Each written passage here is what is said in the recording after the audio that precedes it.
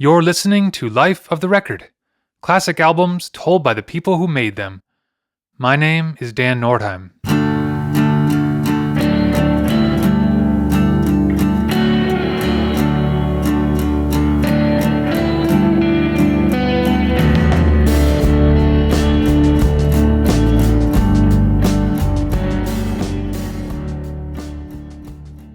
Titus Andronicus formed in Glen Rock, New Jersey in 2005 by Patrick Stickles.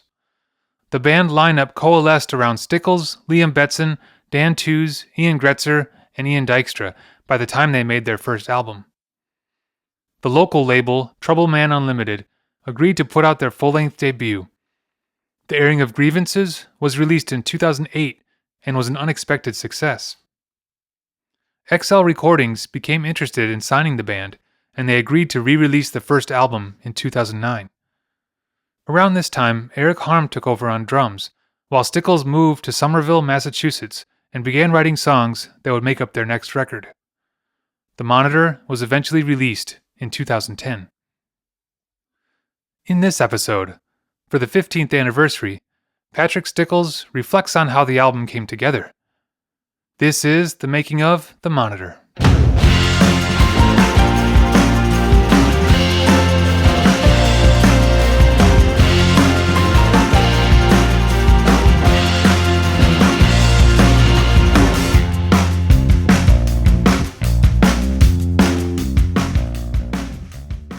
Hey, this is Patrick Stickles of the rock band Titus Andronicus, and I'm here on the Life of the Record podcast talking about our second album, The Monitor. For those 30 days, that studio, that barn in New Paltz, New York, was where I lived, and I didn't really leave the building at all for that entire month of August 2009. I was just living and breathing it and just really in the thick of it. And in the movie, you'll see that I look like a completely disgusting hobo, like more than I even usually did at that time. God knows if I even had like a fucking toothbrush, but I certainly wasn't, bathing every day or maybe even every week. I probably was stinking that whole place up. But I was just, in my mind, that was just my level of dedication. I had total tunnel vision, just complete eyes on the prize. Nothing else mattered. What am I going to leave the studio for? To go to eat at some restaurant? No. What's that got to do with anything? I'm trying to make the greatest rock album of my generation. From whence shall we expect the approach of danger? Shall some transatlantic giant step the earth and crush us at a blow? Never. All the armies of Europe and Asia could not by force take a drink from the Ohio River or set a track on the Blue Ridge in the trial of 1,000 years. If destruction be our lot, we ourselves must be its author and finisher. As a nation of free men, we will live forever or die by suicide.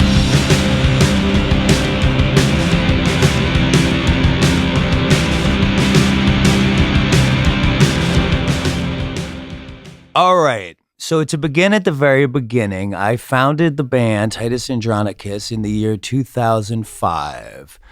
I was 19 years old, and I was just wrapping up my freshman year of college in New Jersey, where I'm from. And in the years leading up to that, I had a band that I'd founded and maintained all through high school, which eventually coalesced around myself and two other guys, one of whom was Andrew Cedarmark, and the other one was a guy named Martin Courtney, who a lot of your listeners might know as the founder and leader of the band Real Estate. So I went to high school with these guys, and we'd had this band, and when we graduated, we all ended up going to college in New Jersey. Eventually, the other two guys decided they weren't really digging the whole New Jersey college thing anymore, and they transferred to colleges out of state.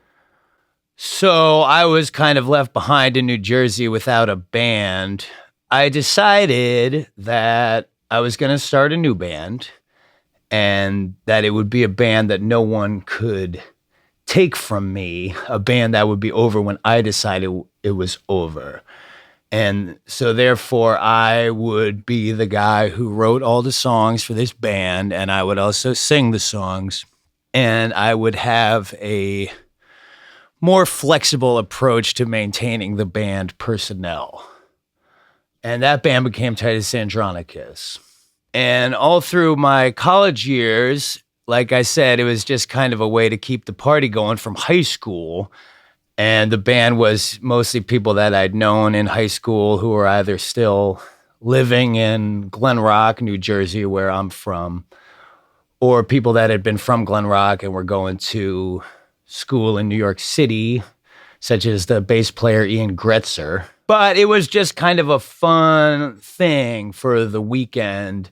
And it was just an extension of the sort of hobby that rock and roll had been in high school. Even though we had recorded an EP, a CDR of 5 songs, and we were playing around the city, playing at places like Cake Shop and Chenet and all these different, like, Lower East Side type spots. And so this sort of all, culminated in the summer of 2007. We made our first album, which was called The Airing of Grievances. And that was never meant to be like a big deal. It was more so a document of where we were at that time, where I was at with my songwriting or whatever. And it was going to be the sort of thing that probably not many people would hear.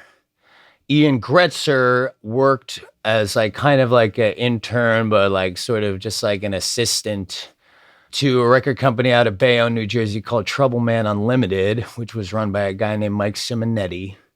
And he had been really impressed that we had gotten a 7-inch out. We put out one 7-inch on a label out of Portland called Shake Appeal Records.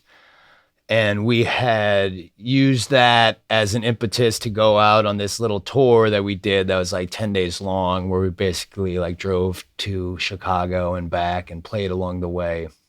And he thought that was very impressive initiative for young guys like us to take. So he cut us a very cute little check so that we would have a little budget to go and record an album, which he would put out on Troubleman Unlimited. And that's exactly what we did.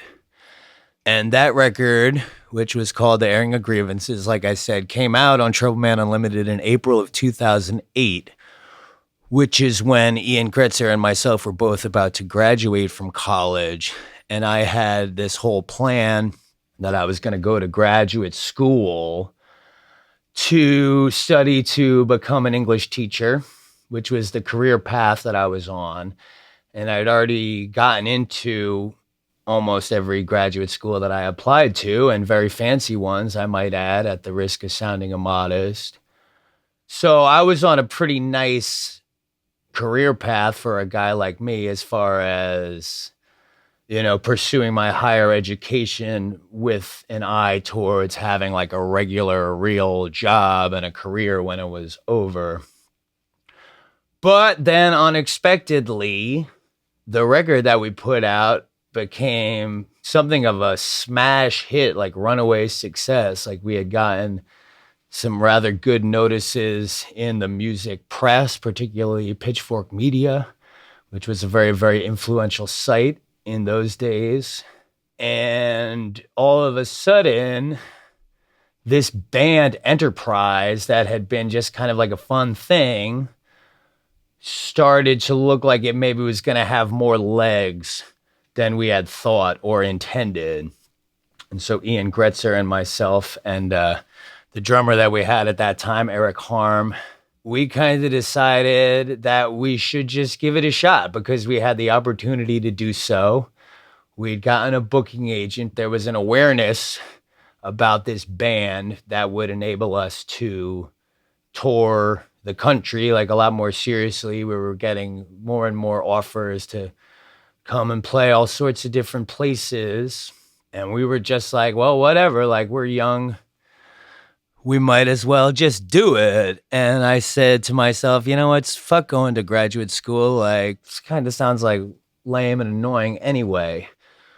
So that was exactly what we did. And for the next year, we just traveled all over America and indeed the world and sort of cut our teeth and, became a little more experienced and seasoned and grew as musicians a little bit, not too much, obviously, but got to be just a little bit more of a professional organization. And we bought a Chevy Express 3500 15-passenger van, and we would throw the amplifiers and the drums in the back of that van, and we would just drive and drive to get any place that would have us. There'll be no more counting the cars on the Garden State Parkway. No waiting for the fun walk bus to carry me to who knows where. And when I stand tonight near the lights of the Fenway, when I'd yell like hell for the glory of the Newark Bears. 'Cause where I'm going to now, no one can ever hurt me. Where the well of human hatred is shallow and dry. So at the same time that all this is going on, that the first Titus Andronicus record is blowing up and everybody's loving it, and we're starting to get out on the road and take ourselves seriously, I also have this girlfriend with whom I've been, long distance for like a couple of years. I had known her in high school as well, but she moved up to Boston to go to one of those fancy schools that they got there. And on and off, we had tried to make the relationship work with the long distance thing. And I would often go drive up there, take the bus up there, the Funghua bus, to spend time with her and sort of just pursue our long-standing romance. And I was thinking about, going to graduate school up there myself because she had gotten some job in like a laboratory. She was like a scientist, a neurobiologist. And it was looking like I might go to grad school there. So we were like, well, this will be great because we've been dealing with this long distance for so long. And as everybody knows, long distance is the wrong distance. But of course, I scuttled the graduate school plans because rock stardom was calling me. So then I was like, well, we've given our booking agent the directive that we want to go out and work as hard as we possibly can and play every show that we get offered. So I'm not going to be around very much, so it doesn't really matter where I live exactly. Like, it's not that important if I live in New Jersey where the other guys in the band are, because it's not like we're even going to be rehearsing. We're just going to be playing shows anywhere that we possibly can. So the decision was made that I would move up to Boston so that when I did have time off the road, I could spend it with this girlfriend that I had. And so we found a place in Somerville, Massachusetts, and that was where we tried to see what we could do with a more grown-up version of our long-distance romance. At the same time that I made this move to Massachusetts, to Somerville, two other things were happening. One is that I had started to smoke a lot of weed, a lot of marijuana, because on the first Titus Andronicus tour of the full United States, I had never been to California before, as an adult anyway. And when we went out there and we were playing like the punk houses and like playing on like the Cali DIY scene, people were smoking a lot of weed. Like, they just had a ton of weed out there. And like, we would stay at people's houses and they'd be like, oh yeah, we have like a huge like marijuana farm in the backyard. And they would just hand us over like just this huge like amounts of weed like for free. So that was like the culture out there. And so we were just smoking weed all the time.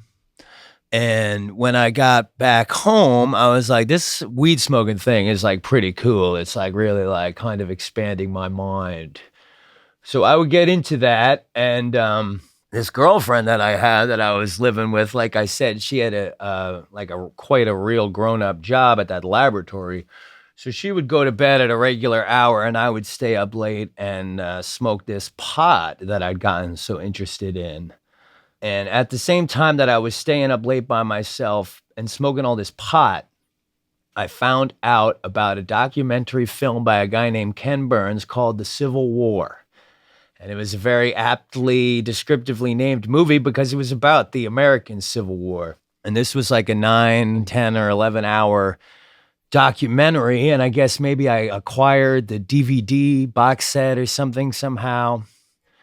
And I would stay up late, high as a kite, and watch this movie and just be completely astounded, not only by what a cinematic triumph it was, but the way that it illuminated, these things from American history that, we're taught in school sometimes, but take for granted quite a bit and don't really think about. So much of the things we learn in school, we absorb it for a little while and then we kind of just forget it if we ever absorbed it at all. So I hadn't retained like any of my knowledge of that period of history, but watching this film and hearing, the beautiful words of Abraham Lincoln brought to life on the screen, and just the way that Mr. Burns laid out the series of conflicts and divisions that resulted in that catastrophe that, nearly ruined and ended our young nation is just like really wild and eye-opening for like a young guy who's, stepping out into the adult world for the first time and also smoking a lot of pot and getting high a lot. Oh, I never wanted to change the world, but I'm looking for a New Jersey. 'Cause trends like us, baby, we were born to die.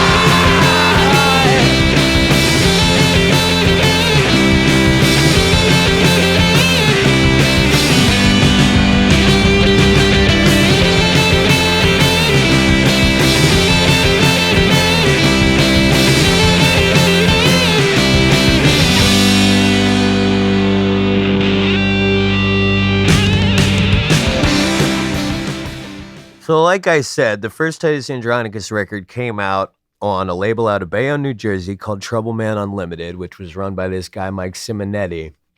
And Mike had a relationship with this guy in England whose name was Chris Casa. And Chris worked for a record company called Me Rock, M-E-R-O-K. And Me Rock at the time was a subsidiary of XL Recordings, which was a British record company that initially got to be a big deal when they released The Prodigy and the Prodigy album Fat of the Land that had Firestarter. So Chris Casa was able to convince his bosses to get invested in this Titus Andronicus record and release it in England because Troubleman Unlimited didn't really have international distribution like that. And at the same time, in America, the American branch of XL Recordings was run by a guy named Chris Chen. And at the time, Chris Chen had a lot of clout within the company because he was the guy that signed Vampire Weekend and sort of oversaw and kind of helped to design their meteoric rise to the top of the indie rock pantheon at that time. As all your listeners are going to remember that in 2008, Vampire Weekend was like the biggest thing in the world as far as a lot of people were concerned. Chris Chen, however, had something of a secret punk rock past. And he grew up in Texas and he had seen Fugazi live 14 times. That was a statistic that he used to like to cite. And I guess he decided that one of the ways he wanted to spend the clout and the capital that he had at XL was to sign a band that was a little bit more of a proper punk rock band, which I guess Titus Andronicus was, certainly more so than Vampire Weekend. Nothing against them. They were the A-punk band, but they were not a punk band, if you know what I mean. And through some careful negotiation and wheeling and dealing on the part of our attorney, Matthew Kaplan, it was decided that we would be signed to Me Rock in the UK, and they would re-release the first album over there, and we would be signed to the primary American branch of XL in the United States under Chris Chen. And that was how we ended up being label mates with Adele. You know, now we're signed to XL. There's a big advance on the way. There is an audience for this music that this band is making. There is an appetite of some sort and a market for my songwriting. I want to do something important, or at the very least, do something important to me. I want to take full advantage of the opportunity that I have. I recognize that this opportunity is very possibly going to be very short-lived. I have the means and the resources and the budget to attempt to make a grand statement and to make the ultimate rock and roll album and to create like a generational masterpiece. Or this is what's going on in my pot-addled brain at the time anyway. Because the other movie that I'm watching is the Bruce Springsteen documentary Wings for Wheels, which is about the making of his album Born to Run. And I'm watching this movie and I'm seeing that Bruce Springsteen, who seems like such an untouchable rock deity now, really had his back up against the wall in like 1974 because his first two albums hadn't done very well. And the record company was maybe losing patience with him, and he wasn't maybe turning out to be the sure thing that certain people thought he was at one time. But he has an opportunity to make at least one more record, his third record, and he decides that if this is the last chance that he has to make a record, that he's going to leave it all on the table and he's going to just really go for it. And whether or not he has the talent to do so, he's going to attempt to achieve greatness and make the ultimate rock and roll album and his dream of what the perfect rock album would be with the means and resources and the skill set that he had at that time. And I'm watching that and I'm thinking, well, that sounds like a great idea. Like, I didn't reckon that it was whatever record I was about to make was going to put me on the cover of Time and Newsweek like it did for Bruce Springsteen. But I liked the idea of taking a big swing. And I liked the humility of Bruce Springsteen, who will admit that he is not some kind of supernaturally talented musician with these like special God-given abilities that just make him like a natural virtuoso genius in the way that maybe like a Paul McCartney or somebody we might think of. Bruce Springsteen was a guy who had a lot of guts, and he was a guy that really liked to work hard, and he was a guy that liked to squeeze what talent he had for everything it was possibly worth. And he believed that whatever level of talent he was given by God or whoever else, that was not necessarily the deciding factor in whether or not he could achieve greatness or make the perfect rock album. Because as we know, rock music is not really about being talented or making something that's actually perfect.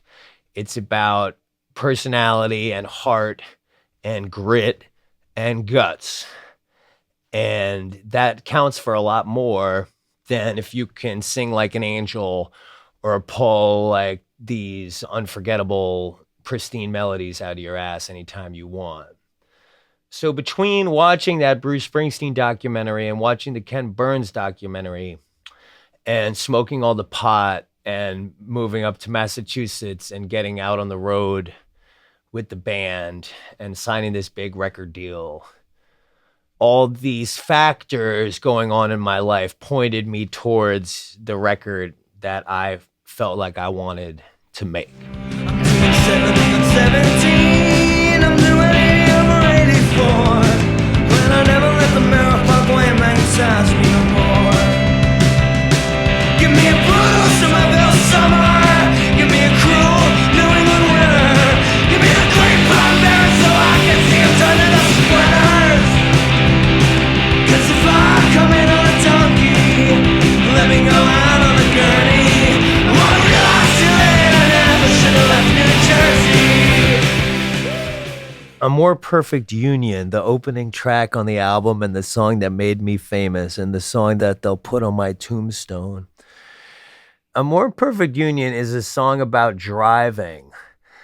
And it's a song about driving towards something, but also very much about driving away from something, driving away from a past, driving away from an environment that you didn't choose, an upbringing that maybe didn't suit you, and driving towards some kind of imagined future or towards some kind of promised land where you're going to have a new life and a lot more agency and the ability to become the person that you believe yourself to be and be a lot more autonomous in the process of becoming that person rather than just living on the same straight line that you've been expected to, where you'll just replace the people that came before you only to be replaced yourself when it's your turn and just be grist for the mill.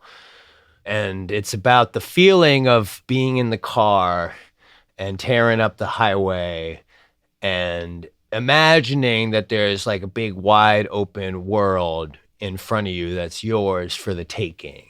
And this is, one of the great themes in rock music. Roadrunner by the Modern Lovers could be the perfect example. Bruce Springsteen, Thunder Road would be another one. There's a million of them. It's one of the most classic archetypes for a rock song. And this, A More Perfect Union, was my entry to that canon. And not unlike Thunder Road on the Born to Run album, it is the opening of our story. And our narrator is escaping from somewhere. In his mind, he's on to bigger and better things and new adventures and just a much more wide open world. And it describes very much what my life was like at that time, both in terms of being on the road with the rock band, but also commuting back and forth from New Jersey to Boston, which is something I'd done a lot over the previous few years because of that girlfriend I mentioned. So there was a lot of time in the car driving between Boston and New York and back and forth and driving on all those highways I mentioned, New Jersey Route 17, Interstate 80, Interstate 84, the Merritt Parkway, all these different arteries that connected these metro areas. I'm singing about that part of my life, that routine, and this is also where I wrote the song, is in the car. Like, the thing that I'm singing about is actually happening to me as I'm writing it. And this was how a lot of the songs on the record came together, is just me on these long drives. Because I didn't have a CD player in the car or anything, maybe like cassette player, but, going places where I don't know the radio stations and just kind of having these ideas in my head that I'm trying to expand on and to create a record. I'm driving and I just, think of the lyrics and I just come up with these ideas and kind of just sing them to myself. This was before smartphones and everything. So many times I would have to, pull over either on, the gas station or even just on the side of the road and look around the car for like a piece of paper or like some cardboard or something and try and find like a pen or a Sharpie marker and write these lyrics down before I forgot them. So at many of the ends of these drives, I would have, the songs that would become this record. And A More Perfect Union is one of those songs.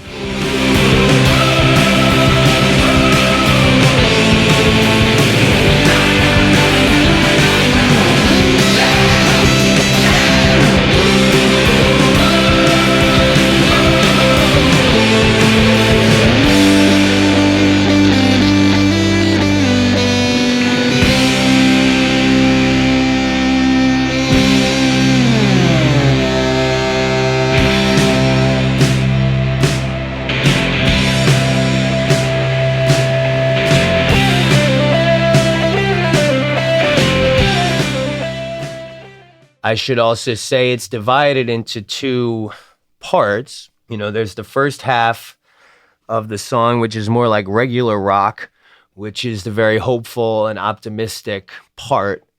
It's just about the most hopeful, optimistic piece of music in my entire catalog. And then there is the second half of it, which is like kind of the more Irish sounding part, which is when our narrator, our hero, discovers that the new world which he's entering is actually not that different from the previous one. And the forces by which he was beset in his old life are still present and still ready to do their wicked work. And this change of scenery, this change of lifestyle has not actually solved his problems internally or externally. And that is kind of the beginning of our story. A More Perfect Union pretty much was always going to be the opening track in like the schematic of the album. And here's a tip for any young artists out there. If you have an album to write, it can be useful early on in the process to decide what the themes and the motifs and what the larger story of the album is going to be. If you're the sort of person that likes these kinds of concept albums and rock operas and stuff, that can be very useful, because when you have those themes in place and you basically know what it is that you want to talk about, it eliminates a lot of the guesswork.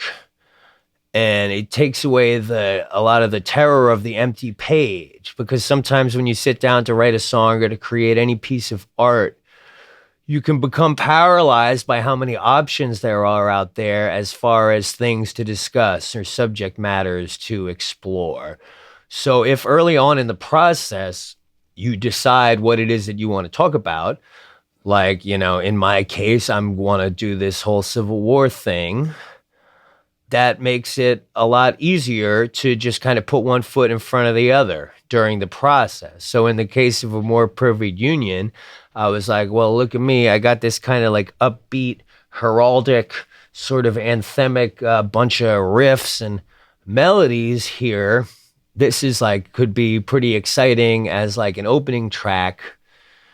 Why don't I just go ahead and see if I can come up with some lyrics that will be like a good introduction to the little story that I'm trying to tell, which to me was a lot easier than if I would have just said, oh, well, I can write about anything in the world. I can't decide, so I'm going to just write nothing, which is a trap that, you know, that artists can fall into sometimes, but it didn't get me that time.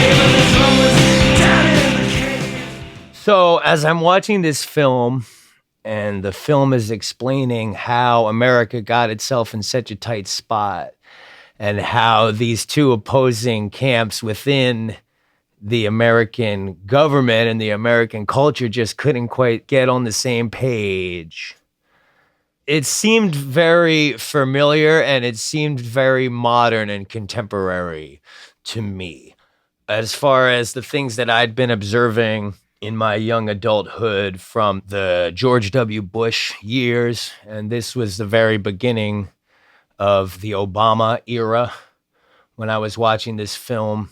And it seemed to me that the problems that had been the impetus for the American Civil War, the 1860s, hadn't really been resolved. And that the issues and the problems explained in the film were very much the issues that we as a country were facing at that time. And indeed, we seem to be facing still today. At the same time, I've also become aware of a concept in postmodernism, whatever that is, that certain people have a tendency to define themselves by an absence. To put it another way, they frame their own identity in the negative. Rather than saying, I'm X, they say, I'm not Y. More and more, I started to think that a lot of people that had really loud voices and really strong opinions about things maybe weren't defining themselves or their identity or their ideology in a positive way, but rather defining themselves negatively in opposition to something else. And feeling very strongly about that. And this was creating like what we would later, commonly call tribalism within America, like within our political system and within our culture, where we have a deeply polarized citizenry and electorate who are full of vitriol and hatred for the people that they perceive to be on the opposing team. And this hatred and this opposition that they have to the other side is more important to them than what their side actually believes or claims to believe. And these people seem to not care to think about, like, what do I want? What do I actually believe in? What do I think is right? And are far more concerned with whatever I perceive the other side to believe, I am simply going to believe the opposite of that. And this was a trend that I saw emerging, in the culture and in the media, and even in just, day-to-day interactions I would have with regular people. This was a trend that I found to be kind of alarming, but something that I was interested in exploring to the best of my marijuana-addled insomniac ability.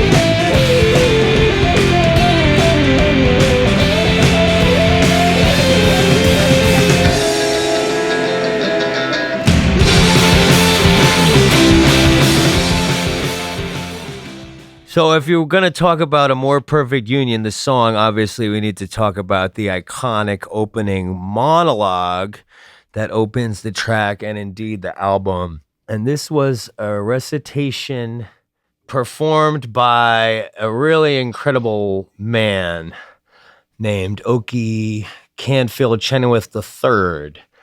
And Mr. Chenoweth was the drama teacher at Glen Rock High School in Glen Rock, New Jersey, where I'm from. And he was a serious local legend that had taught drama at the high school for like 30 or 40 years or something by the time that I became his student around the year 2000. And he had taught my older brother, and he had directed him as the lead in Eugene Ionesco's Rhinoceros, which was a very heady play, and it was really, a formative experience for me watching my brother perform this role when I was like 8 or 9, I guess. And I eventually became Mr. Chenoweth's student, and he was an incredible man, and he actually just passed away a few months ago. So I've thought about him, a little more than usual lately. But he was something else, and he is, a towering figure in my early life and taught me, some of the most valuable lessons in the arts. in just studying under him for just 2 years, he's had like as much of an impact on me as anybody else in my artistic development, and more than most. And his big thing was truthfulness. He really wanted you, when you got up on stage, like whatever you were going to say, the important thing was that the audience believed you, or rather, the audience believed, no matter how outlandish the thing that you were saying was, the audience would believe that you believed it. Like Mr. Chenoweth directed me in Hamlet, where I played the ghost of Hamlet's father. So I get up on stage and I say, I am your father's spirit. And like, obviously I'm not. I'm just a high school kid who's very much alive.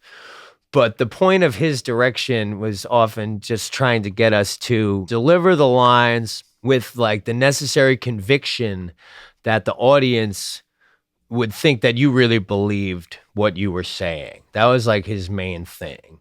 Because nobody wants to see a guy up on stage who like probably doesn't really mean whatever he's saying. Nobody wants to see that. Mr. Chenoweth's other big thing was raising the stakes.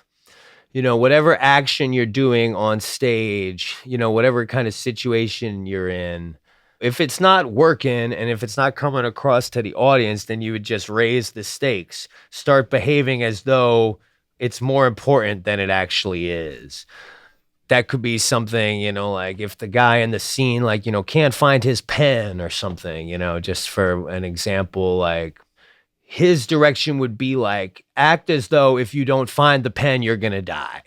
Or like the world will explode if you don't find this pen. Like that's where he liked the stakes to be, on the stage and in the arts. And though I'm not an actor exactly, this idea of like trying to be truthful or, presenting a version of truthfulness while also raising the stakes and ratcheting up the intensity and just generally doing whatever you're doing with a lot of conviction and commitment to the bit are, values that I tried very deliberately to keep with me throughout my career in the arts. So that was Okie Chenoweth for you in a nutshell. And he was kind enough when we were making the first Titus Andronicus record, he allowed me to come over to his house on Route 202 in Oakland, New Jersey with my little 4-track cassette recorder. And he read for me a passage from The Stranger by Albert Camus, which was a, very important book to me at that time. And after the first record did so well, Mr. Chenoweth did such a fantastic job with that reading, I said, well, why don't we're taking everything about the first album up at least one notch. Maybe I should, get Mr. Chenoweth, give him an even larger role on the second record.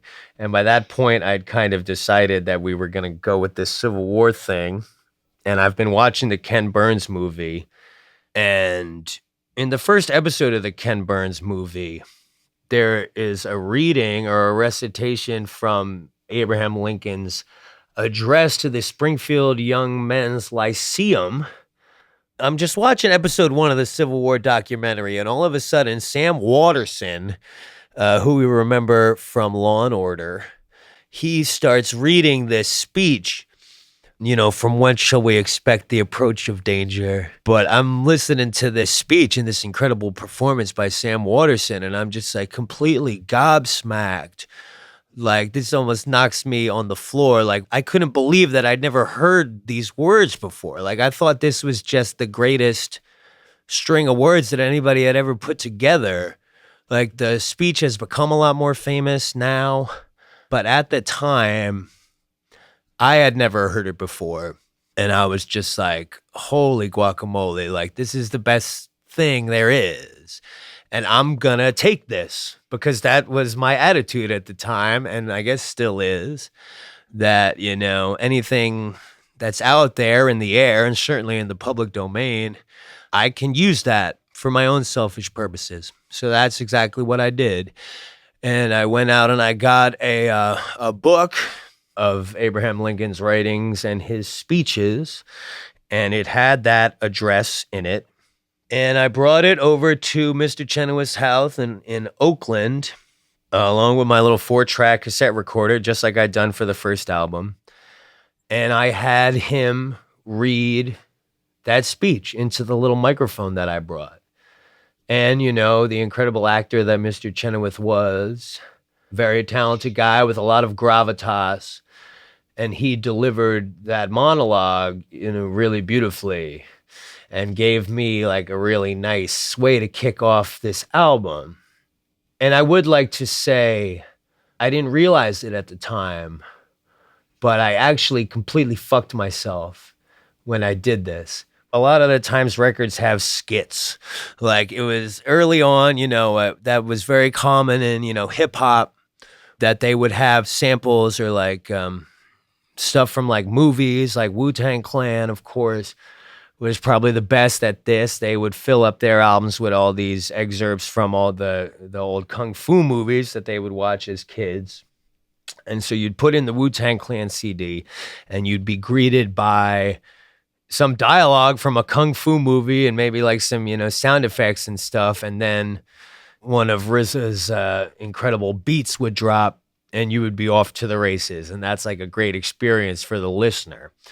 And this practice, you know, to give credit where it's due, in the indie rock world, this was normalized by Bright Eyes. You know, all those early Bright Eyes albums usually would start off with like some kind of skit. And as a fan of those records at the time, I thought that was a cool thing. To me, it was a very effective way to start the listening experience. And plenty of other rock acts were doing it. It was like a thing in like pop punk and emo as well. So it was normalized within rock music. This tradition that, you know, as far as I knew, it started in hip hop, was now fair game for rock.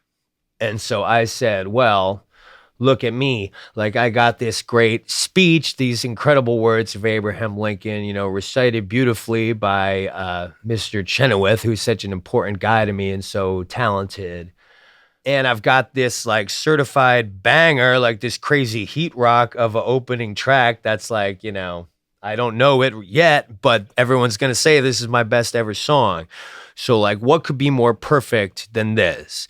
And to have, when Mr. Chenoweth gets to that part about as a nation of free men will live together or die by suicide, all that, you know, guitar feedback and stuff that had been percolating in the background, you know, busts in with that big driving rock beat from Eric Harmon. And we're off. Like we really are like, you know, blasting into hyperdrive at that point. And at the risk of sounding immodest, like I think that what we achieved with that introduction was the absolute apotheosis of that whole idea of having like some kind of skit or monologue or spoken sampled thing bust into like a big, awesome song. Nobody has done it better than we did at that time, before or since, in my humble opinion. Like we nailed it. Like that was the perfect version of that idea, in my humble opinion. But what I didn't realize at the time was that I was completely fucking myself in the long term. What you have to understand, when all these choices are being made, this is the year 2009, and there's no such thing as Spotify. There's no streaming. As far as we know, this album is going to be received by the audience as, you know, a piece of vinyl or a compact disc, or worst case scenario, it's going to be an iTunes download, okay? You can't just listen to it on a whim for free on the internet. I mean, you can, though. You can get it for free because you can download it on Napster or LimeWire or SoulSeek or whatever at the time. But as far as we knew, the listener's experience was going to be acquiring this album as a singular, cohesive piece of art, like a single object, one product, and it was going to be absorbed as such. People were going to get it, whether it was the CD, the vinyl, the download, whatever, and they were going to have it and they were going to put it on and they were going to listen to it. And I thought this whole spoken intro busting into this classic song was the perfect way to begin that experience for the listener. And everybody that's heard it agrees with me. Like, it is an awesome experience for people that had the experience that way. But when you look at the way that the music industry is now and the different way that music is consumed, what happens to me all the time now, I've realized in just like the past year or so, people find out, oh, there's this band called Titus Andronicus. They're supposed to be pretty good or whatever. I'll check them out. Or my friend says Titus Andronicus is good. I'm going to listen to him. Or I meet somebody in real life that doesn't know that I'm a musician. And they say, oh, you're in a band. What's it called? I say Titus Andronicus. They say, I'll check it out. So 100 out of 100 times when people go to check out this music, they go to Spotify or, whatever streaming service they're using. And they see that the most played Titus Andronicus song is called A More Perfect Union. And by far, it's the most played. It's the most popular song that we've got by a factor of 5. And so it's only right that these people will say, oh, well, I'll listen to this, and that will be my introduction to the music of Titus Andronicus. And then, so they press play on it, and they're expecting some kind of rock and roll song. And what instead they have is this elderly man reciting this speech from freaking, 170 years ago. And there's like weird noises percolating in the background. And there's like a whole minute of that before the band kicks in with like the real song. And lately it seems to me that has probably been a huge hindrance to, Titus Andronicus continuing to grow our audience, because everybody that's like, oh yeah, I'll check that band out, they go and they play the first song that they see, and it's not a fucking song. Like, they're not going to sit there for a whole minute, more likely than not.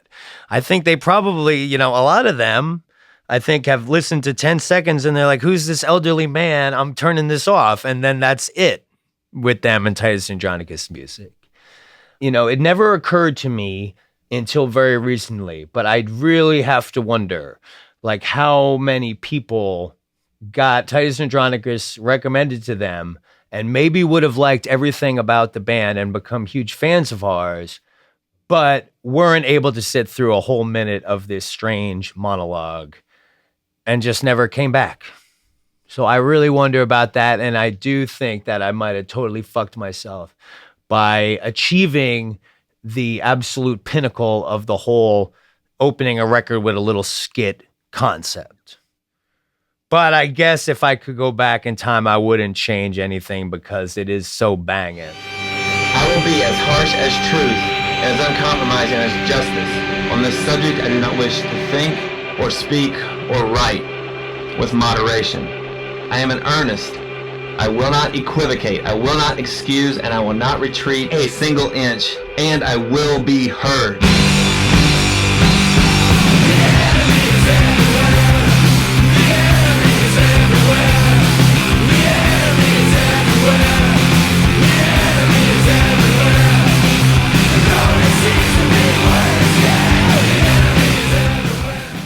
Another thing that you have to understand is that the Monitor album has like a certain structure.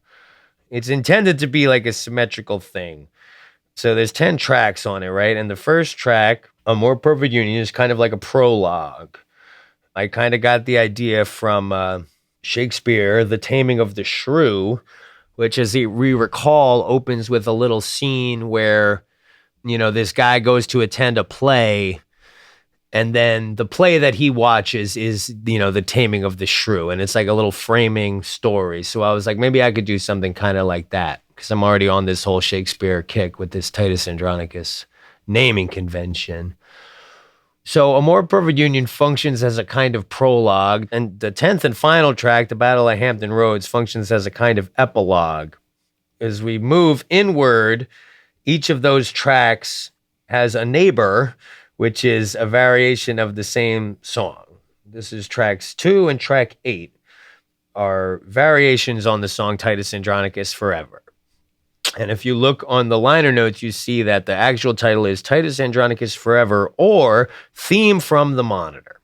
So basically, like, More Perfect Union is kind of like the cold open, as we call it in the TV business.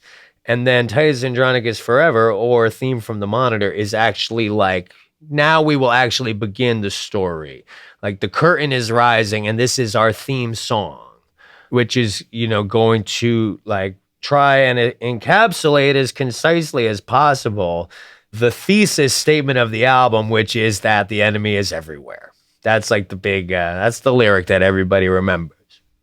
And with that song out of the way, then we will actually begin our proper story, which isn't even really like a linear story exactly, but more of like a series of, I guess, 6 vignettes that will each offer their own take on what it means for the enemy to be everywhere. And if you like, when we go through it and when we talk about each of the tracks, we can check in and say, where is the enemy now according to this particular song? That was the function of it, structurally speaking, was to say, this is what's happening. The enemy's everywhere. Get used to it. Let's talk about it. And now let's begin our show. This is my thesis, and now I'm about to beat you over the head with it until you see that indeed I am correct.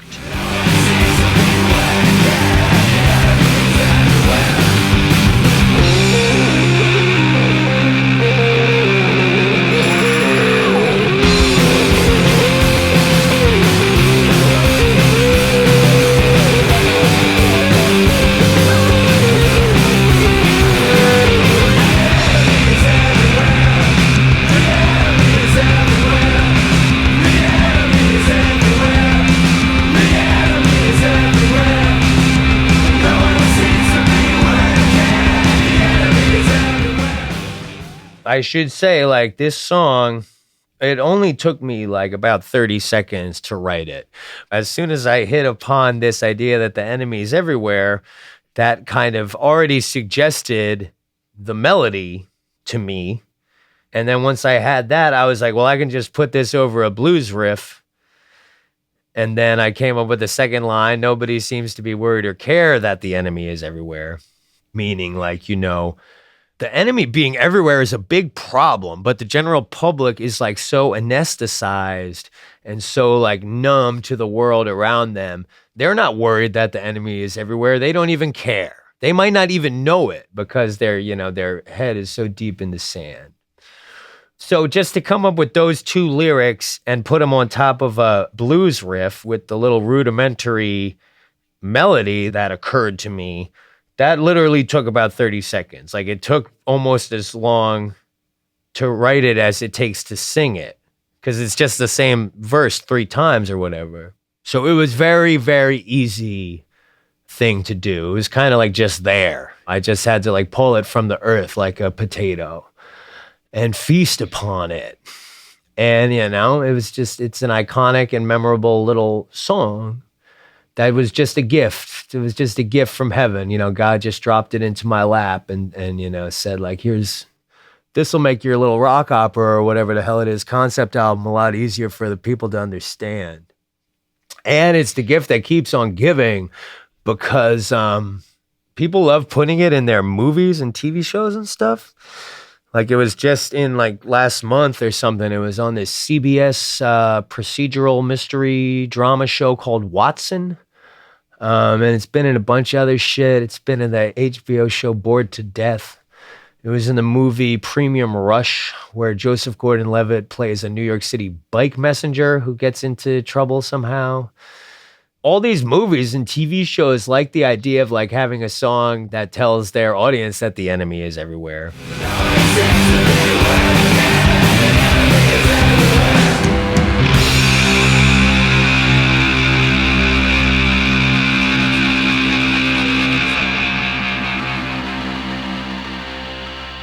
I am now the most miserable man living.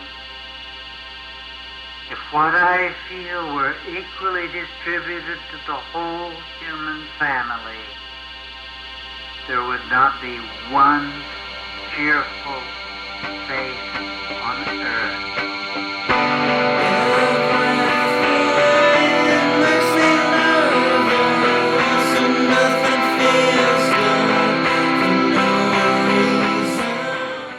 No Future Part 3, as the title implies, is the third installment of the No Future saga, which is a little miniature series within the larger Titus Andronicus discography. No Future Parts 1 and 2 appear on the first record, The Airing of Grievances, and No Future Parts 4 and 5 appear on The Most Lamentable Tragedy, which is a rock opera we put out in 2015. But for the purposes of our discussion now, No Future Part 3, Escape from No Future, is the one on the monitor. So let's talk about that one. You know, not to get into a whole big thing about it, but the whole No Future saga is, you know, my little series of songs where I kind of discuss my experiences with, you know, what at the time I would have probably called like my melancholia or something, you know, or my little blue devils or my depressive tendencies. Because at the time of writing the Monitor album, I didn't really have an understanding of my own bipolarity. We can get into that a lot more in 5 years when we do the 15th anniversary of the rock opera episode. But for now, I'll just say throughout my life, I just have had this long history with different kind of psychopharmacological drugs. You know, like they put me on Ritalin when I was a kid, when I was like, you know, 5 or 6 or something, and they sent me off to this special school because I was such a problem child. And they sent me to all these different doctors and therapists and stuff, like to try and figure out why I was the way I was, why I was making so much trouble, why I couldn't behave, you know, like why I wasn't doing good in the regular school, or like all this stuff. So I had a very short life before, you know, the decision was made that there needed to be a medical intervention, which was putting me on Ritalin. Over the years, like, you know, there's a long list of different drugs that they've given me to try and like make me a more productive, you know, member of society. I used to look myself in the mirror at the end of every day, but I took the one thing that made me beautiful and I threw it away. I was a river, I was a tall tree, I was a volcano, but now I'm asleep on top of a mountain. I've been covered in snow. So I surrendered what made me human, and all that I thought was true. Now there's a robot that lives in my brain and tells me what to do. Around the time that I started writing songs for the second Titus Andronicus album, even before I had hit on the whole Civil War thing of it all, I was kind of like, you know, wrapping up my college career, or maybe I was like a junior at college or something, and just like very unhappy, like miserable, like absolutely hated my life, which makes a lot of sense in retrospect because, you know, this college was, you know, not the place for me. Like I had no friends.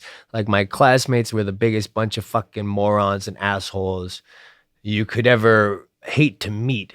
You know, I had a lot of good, you know, professors that taught me a lot of valuable things, but like, you know, this environment was just like not conducive at all to me, like, you know, having any kind of happiness or fulfillment. And everybody hated me. They all thought I was weird.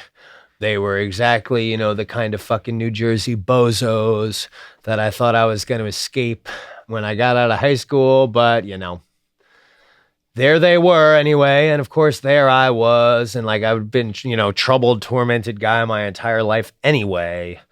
So eventually, you know, I went to go see this doctor. And I told this guy, like, I'm pretty fucking miserable. Like, I'm a deeply unhappy person for the most part. And he's like, well, I'm going to give you this drug called Lexapro. And, you know, we don't have to get into a big thing about it. That was not the right drug for me. But it was the drug that they gave me, and it was the drug that I took because I didn't know any better. That would come back to bite me in the ass, you know, a few years later. And there's a whole other album about that.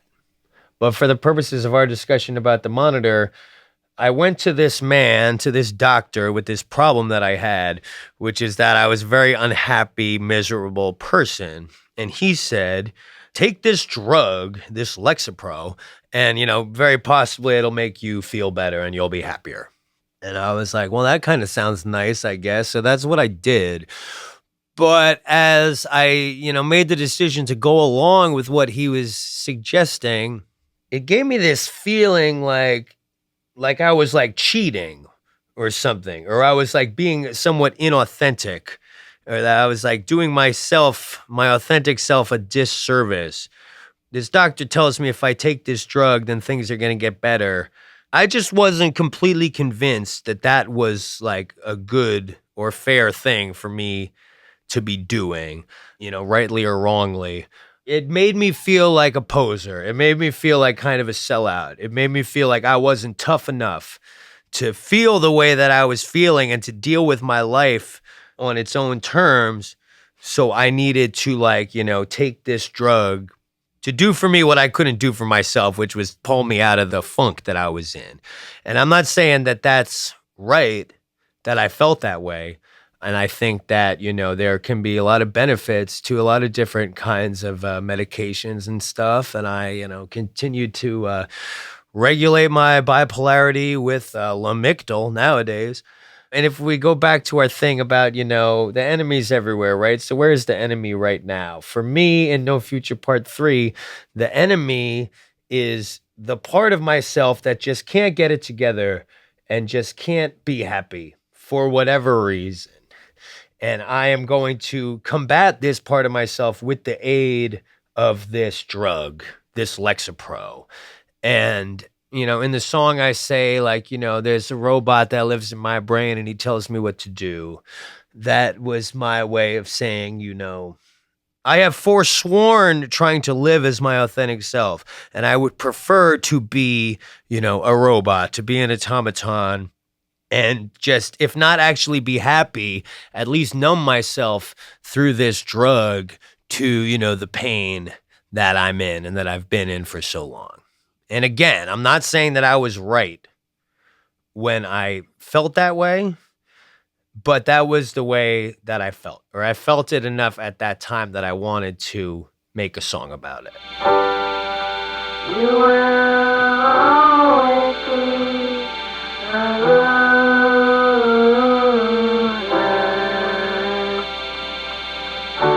You'll always be a loser.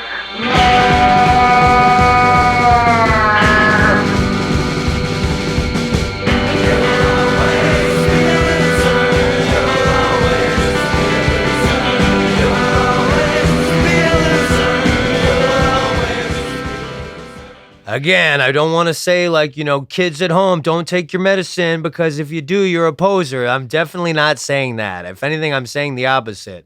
There's so much of my my work and my career. There are moments in life when you feel these things, and these are valid feelings, and they deserve to be validated through song. I would never tell a kid not to take their medicine. I think there are good medicines and there are bad medicines, depending on who you are and what your issue is. And it can be a long and difficult process to find the right medication for you. But I do think it's a worthwhile thing to do if that's something that you need to do. And it's something that I have needed to do. At the time when I started taking this Lexapro, this was the way I felt. Every record is just kind of like a snapshot of where you're at.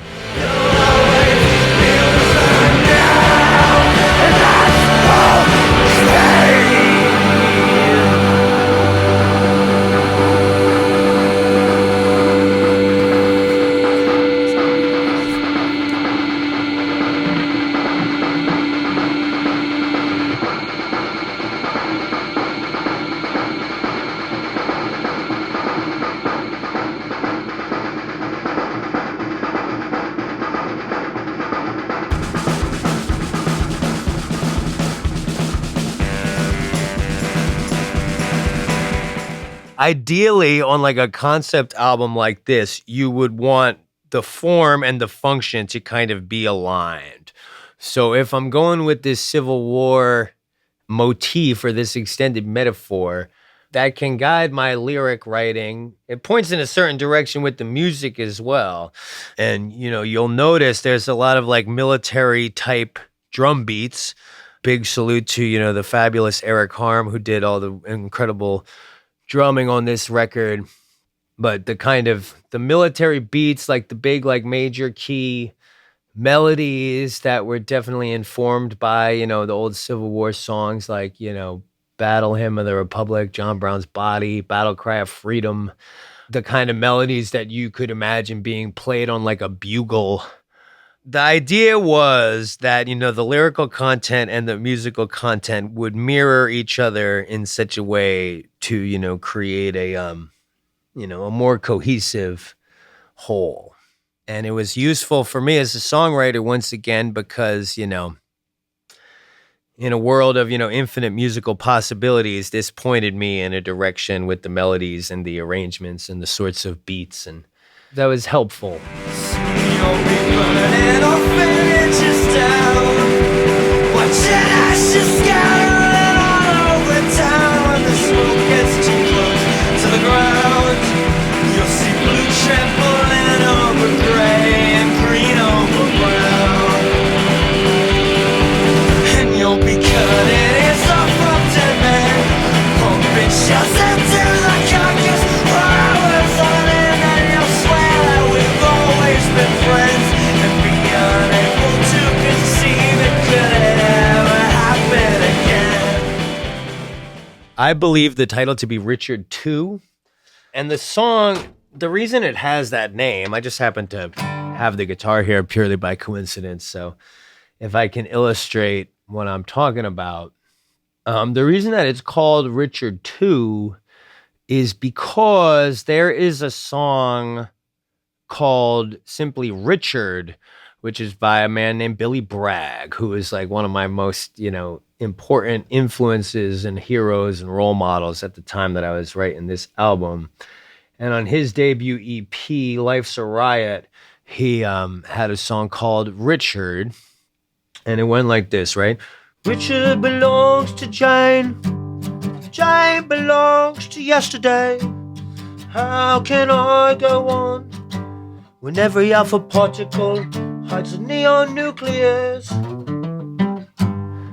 Okay, so if you take just the cadence of what he was singing and you do a little variation on the melody and put some different chords under it, then you get something that sounds like Richard belongs to Jane, Jane belongs to yesterday. How long can I go on?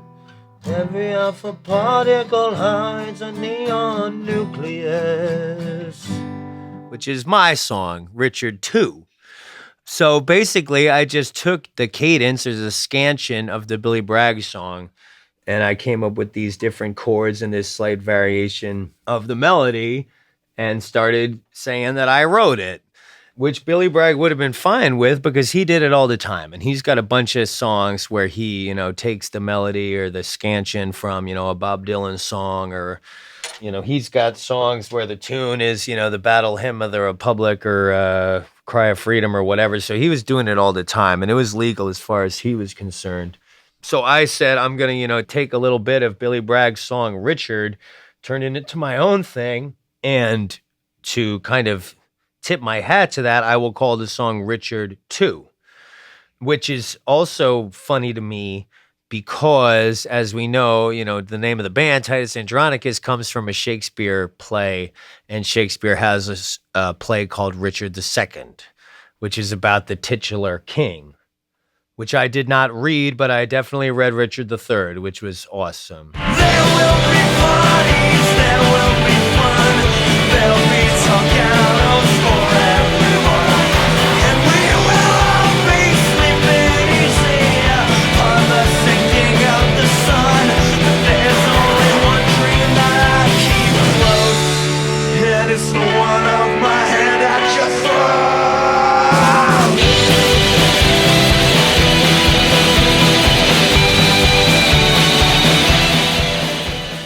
But the title doesn't have anything to do with the subject matter, because when we went in to make the album, this song hadn't really been finalized. Like I hadn't written the lyrics for this song.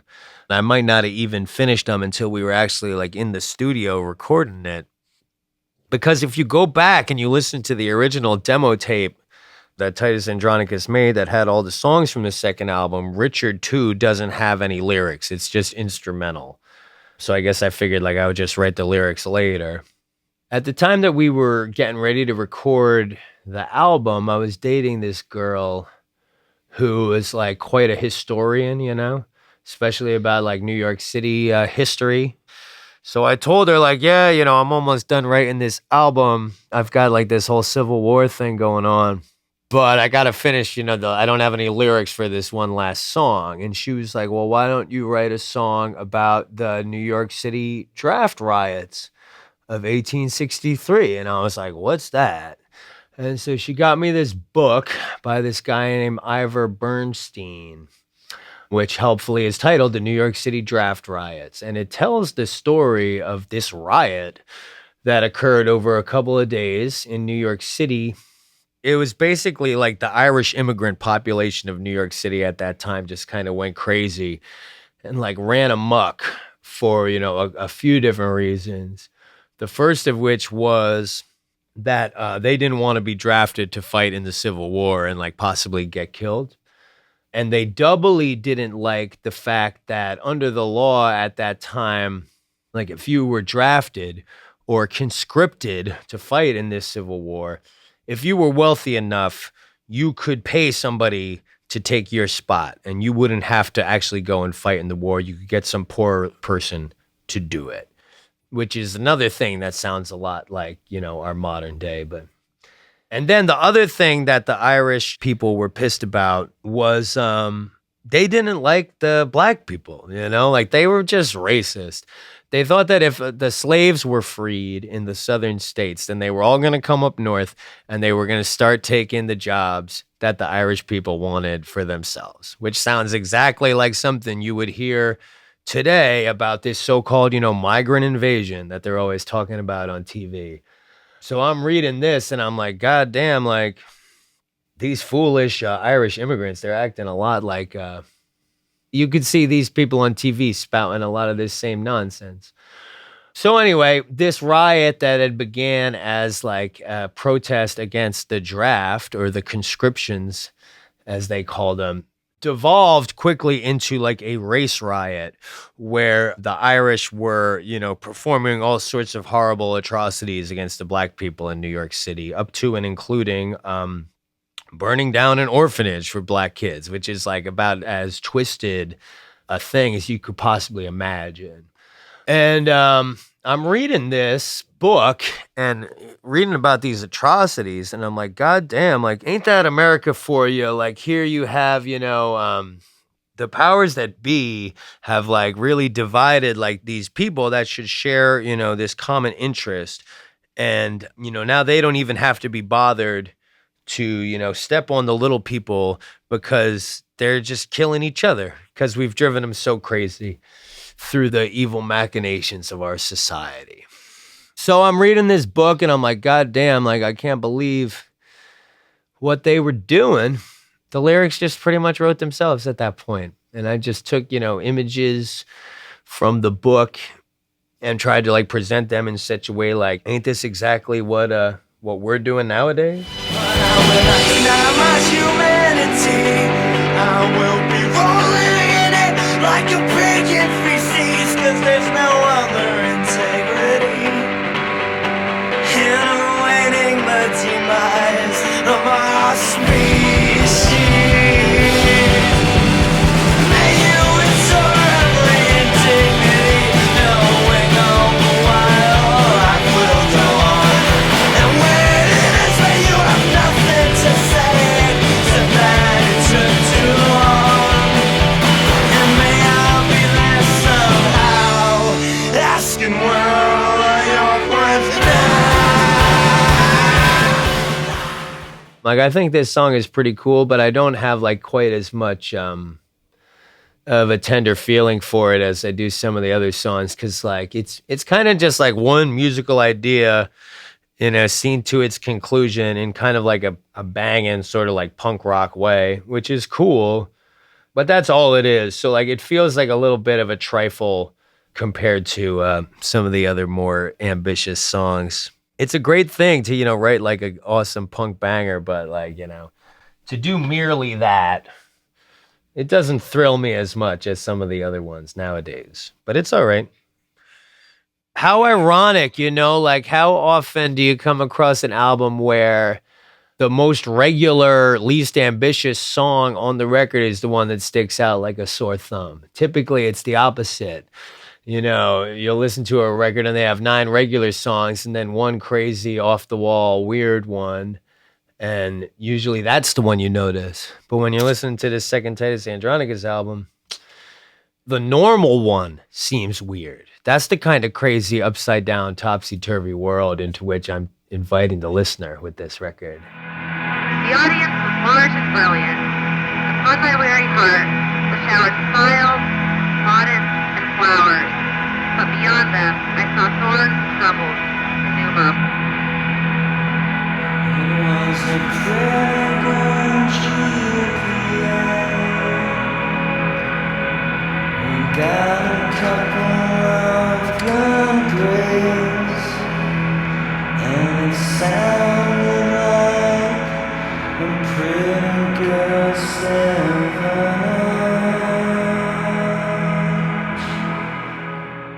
I could see how, to like an outsider, like a band singing about what it's like to be in a band could probably be like a little alienating or maybe like hard to relate to, but it's the life I was living at the time, so I gave myself license to do so. And the song Upon Which to Piss is just kind of about my experience navigating the music industry during, what we now look at as like the indie rock boom years, and there's this like, this system of, these so-called indie record labels, certain, online music publications. There's these different sorts of festivals, music conferences, etc. And, they're writing books about this time period now. But that song was like my on the ground reporting on what it was like for me going through that. And once again, I was a little bit of a house divided amongst itself, because on the one hand, I was getting what I wanted. Like I was like kind of a big shot, sort of like in this little world, in this little corner of the music business. Like I was getting to do what I'd hoped, which is, go travel around and do all the concerts, and pretty soon we're going to make another album, and that's all great. And I'm running around America with my boys, and like we're partying and getting drunk and high and like doing and rocking the house every night and making a big noise with the amplifiers, and that's all great. But at the same time, there was shit about doing it that was just like whack. Like I didn't really think it was that awesome to like go to South by Southwest and like be like glad handing people, or like, sucking up to people, kissing people's ass. Like that's not really my thing. No, too much fun, getting drunk, sad and singing. I'm at the end of my rope, and I feel like swinging.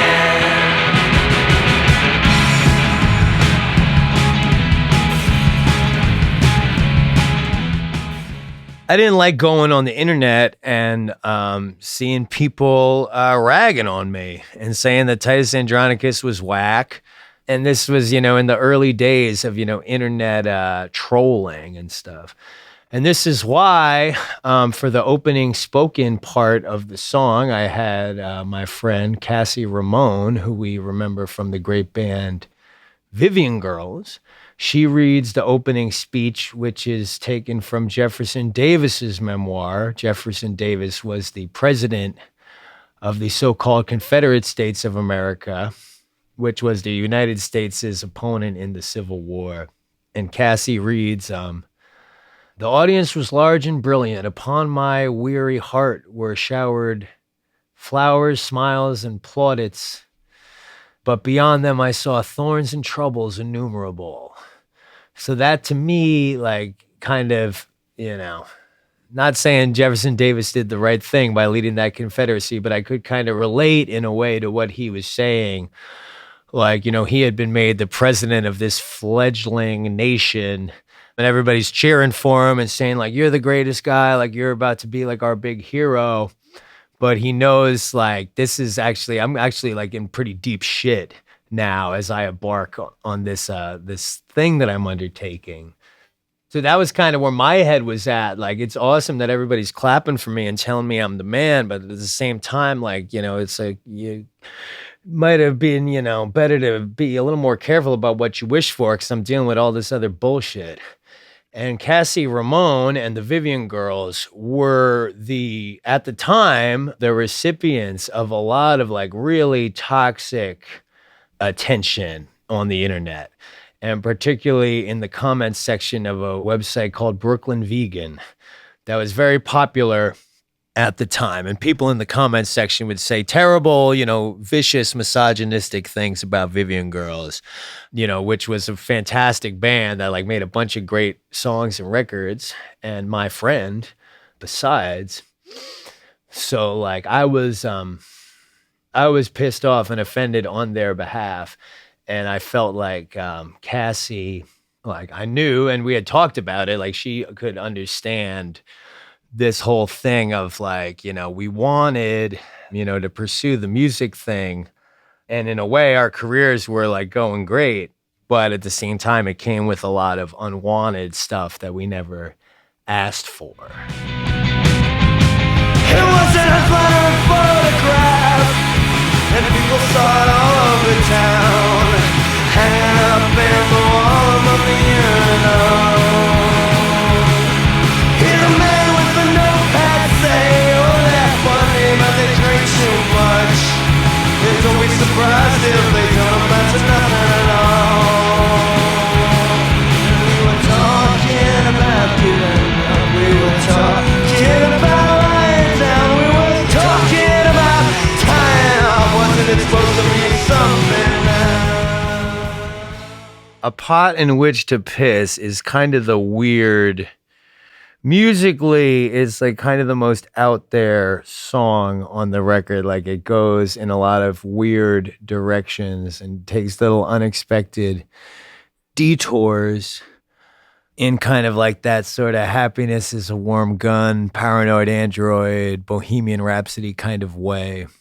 And the way that happened was that getting towards the end of the writing process for the record, I realized like I've got like maybe 5 or 6 like riffs or musical ideas that I like that are kind of homeless right now. They're kind of orphan ideas.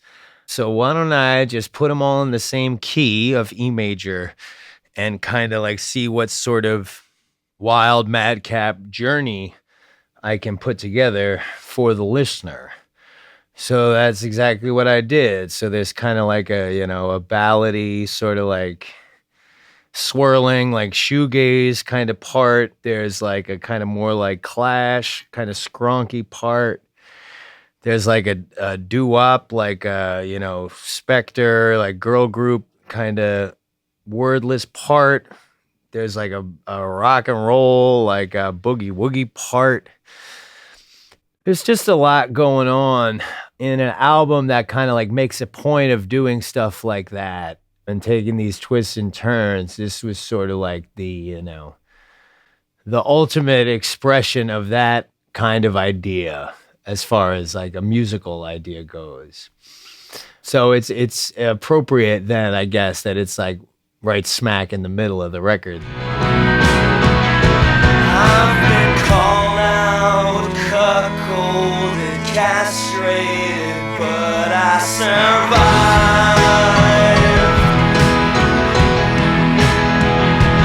I am covered in urine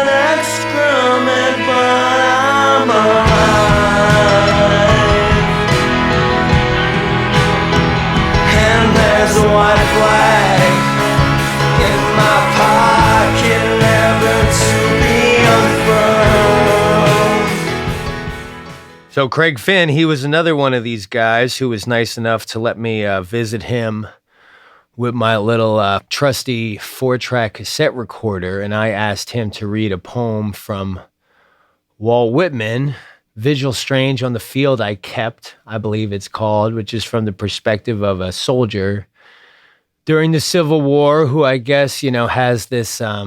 he's like in love with this other guy, this other soldier, and that guy gets killed in battle, and he just has this, this moment of burying his lover on the battlefield, and it's a very powerful piece of poetry. And Craig Finn is like kind of like a Walt Whitman figure to me. Because he's a New York City guy. I mean, he's from Minneapolis originally, but, he's working out of New York and singing about New York stuff. And he has like an incredible faculty for poetry and for using words to, really beautiful ends. But at the same time, he's kind of like a jolly, saucy guy. He's like a very gregarious, big-hearted sort of person. So Walt Whitman, is kind of like the Civil War poet. Like, he was not a soldier in it, but he was a nurse. So if you're going to do a Civil War album and you're going to have these spoken interludes, Walt Whitman is the guy that you're going to want to utilize. And Craig Finn is, was as close to Walt Whitman as I had in my Rolodex at the time. So he was nice enough to read that. It was backstage at a concert in New Jersey when the first time that Titus Andronicus opened for the Hold Steady. And he just banged it out backstage in 1 or 2 takes. And it's one of, many times over the years that he was there for me when I needed him. And, he's a good man. And has always kind of looked out for me as sort of like an older guy in the scene that's, trying to do a version of what he did. So big salute to him as well. And there and then, and bathed by the rising sun, my son in his grave, in his rude dark grave I deposited, ending my vigil strange with that, vigil of night and battlefield dim, vigil for boy of responding kisses, never again on earth responding. Vigil for comrades swiftly slain, vigil I never forget. How as day brightened, I rose from the chill ground and folded my soldier well in his blanket and buried him where he fell. This is a war we can win. After 10,000 years, it's still us against them. Well, this song 4score and 7 wasn't like quite as much of like a super glue job as Pot in Which to Piss was, because the two halves of the song like seem pretty different, I guess, but they were kind of written together. I knew that I wanted to have, go from like kind of a sort of a pretty ballad with like the piano and the trumpets and stuff, and go into like a much more raucous kind of punk thing. But there are a lot of things that unite them. They are in the same key of C major, and they always were. They both are, utilizing what we musicians call the major pentatonic scale, which again is, what a lot of those old Civil War songs are based around that scale. The waltz time, it's in a, 6/8 time signature. So it's just kind of like, they're not exact copies of each other, but, the two parts share enough in common that I think they make sense together. And it's kind of like, just like a, Dr. Jekyll, Mr. Hyde kind of thing, where it's, talking about the same concept, but, doing a more like plaintive version of it at the beginning, and then a more like amped up, assertive, aggressive, like angrier version of it at the end. When they see the kind of person that you really are, then you won't be laughing so hard. No, you won't be laughing so hard. No, you won't be laughing. You won't be laughing. No, you won't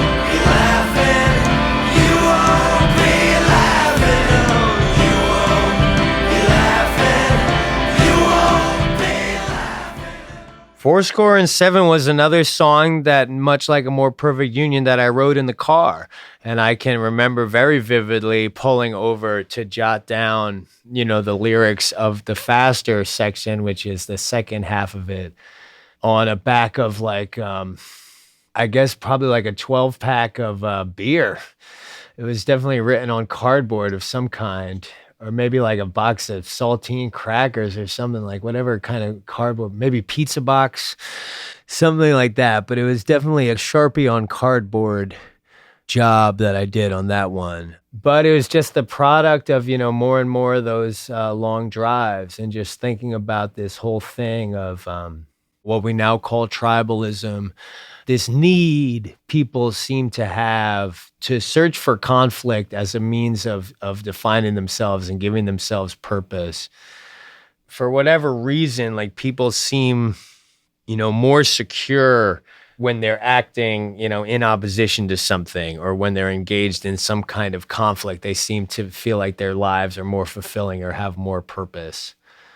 And it doesn't matter what the conflict is. It's just like they seem to want to run towards that state of just being in conflict against what it could be anything, and this has, repeated itself throughout history. And that's why I say at the opening of the song, this is a war we can't win. After 10,000 years, it's still us against them. Us against them is not really like a very useful descriptor for a meaningful conflict, but it seems to be like more than good enough for most people. People seem to like live their life and adopt these sorts of positions and these ideologies just like they're rooting for their favorite sports team. The Democrats, the Republicans, we don't have to get into a whole big thing about it. But it just seems to me, or it seemed to me at the time, that if this us versus them mentality is like the main thing that's guiding us and informing like all the decisions that we're making as individuals and as a society, then we're actually never going to really make any progress, which would make it, the war we can't win, like I sang about. And, the whole history of human civilization apparently, for some people doesn't provide enough evidence that, this bickering and, this whole, fuck you attitude that people have and that they cherish so much in place of actually like believing in something or trying to actually achieve something constructive. Our whole human history has not been sufficient to convince these people that maybe we need to think differently about how we're going to, work together to, achieve a more perfect union, for lack of a better term. Since our forefathers came on this land, we've been coddling those we should be running through. Please don't wait around for them to come and shake hands. They're not gonna be waiting for you. 'Cause these humans treat humans like humans treat us. They get used up, coughed up, and fried in a pan. But I wasn't born to die like a dog. I was born to die just like a man. I was born to die just like a man. I will say, America is a great idea. America is the best idea anybody ever had. This notion of a place and a society where everyone is equal, where everyone is entitled to the same rights. These rights that cannot be given or taken away by any earthly force. These rights that are endowed unto us by God, for lack of a better term, The idea of a place where if you work hard and you're honest and you do the right thing, that you are rewarded. That's great. A place where there are no limits to how high you can climb if you're willing to do the work is a great idea.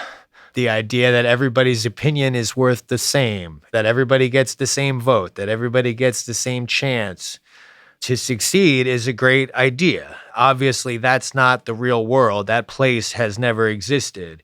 People love to say, like the so-called founding fathers were like so full of shit. Like they didn't think that everyone was created equal. They literally owned slaves. And like, of course they were full of shit, but that doesn't mean that they didn't let an important genie out of the bottle when they wrote those beautiful words that they didn't actually mean. They put an idea out into the world that I think is important. And people nowadays and people throughout history have wanted to, throw out the baby with the bathwater and say like America is such like a fucked up place and like the American government does so much evil at home and around the world. And of course that's all true. But that doesn't mean that the idea of America is not important. The idea of America is both important and beautiful, and it's worth fighting for in whatever, shape that takes. It's worth preserving, and it's worth trying to actualize the promise of America. And, a lot of people will tell you that, we're further away from fulfilling that promise than we've ever been. And that may be so, but the promise remains. The idea is out there. The genie is out of the bottle. If you just give up and you say, okay, well, you people on the other side, you want to, wave the American flag around and say that you represent the real America, whatever that even means, then you can have it. You can take the flag because I don't even want it and I don't like America. I do not share that defeatist attitude. I believe in the America that was promised in our Declaration of Independence, even if it never existed and maybe never will exist. I care about it. It's important to me and it belongs to me. It doesn't belong to, these people that try and turn it into something ugly and hateful. It should belong to the people that want it to be what it is, which is something inclusive and beautiful and belongs to everybody. I like that. That's where I'm at with America. Well, Kevin McMahon definitely outdid himself on that song on 4score and 7. And like one of the most vivid memories of that whole time in the studio was, we recorded the backing track as like a regular rock band and Eric was just back there playing his regular drum set. And then Kevin was like, you're all into this like military drum beat thing. Why don't I go ahead and let's get a couple other drums and we'll have Eric like overdub some more like snares and tom-toms and stuff on this one big important dramatic part. And we were like, all right, Kevin, you're the boss. And so we did it. And then, we came in the control room and Kevin, turned his knobs and like the sound that came out of the speakers just like blew everybody's heads off. And we were like, holy shit, like that is the craziest sounding thing. It was one of those moments where we were like, damn, like we're kind of like, something's happening here. Like we're onto something.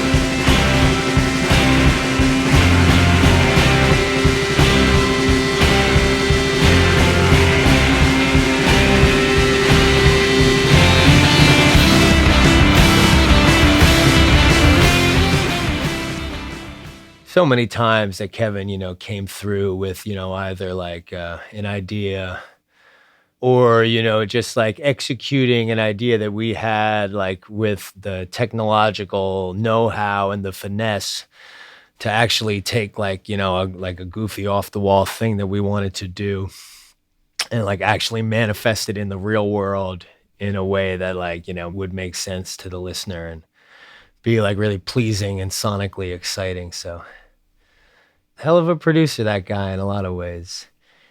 He was the engineer of, the first decade plus of all the Titus Andronicus recordings. He recorded and produced our first CDR EP when the band was only like, 3 or 4 months old. He recorded our first and second 7 inches, and he recorded and produced the first Titus Andronicus album, The Airing of Grievances. And even though we had received at the time, what seemed like a lot of money as an advance from our then label Troubleman Unlimited, it was about, $2,500. That seemed like an unspendable, like infinite amount of money. But naturally, we ran through it pretty fast.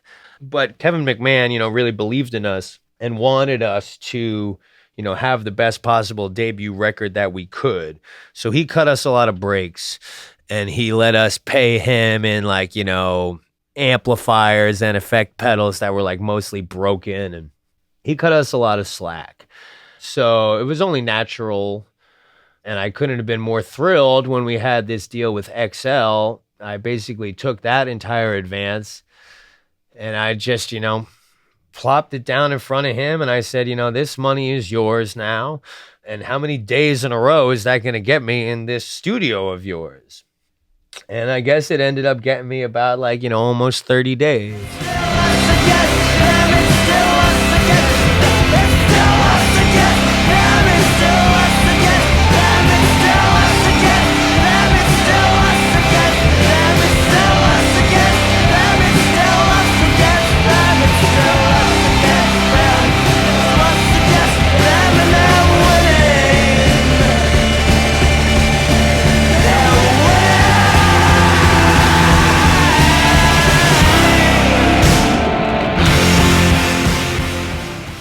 Well, if you want to understand this record, The Monitor, and this Titus Andronicus band in general, you have to know about a band called Spiderbags, who were and are a band from North Carolina led by a fellow named Dan McGee, who is just one of the greatest guys that I ever knew, and has been like such an enormous inspiration for me over my whole career.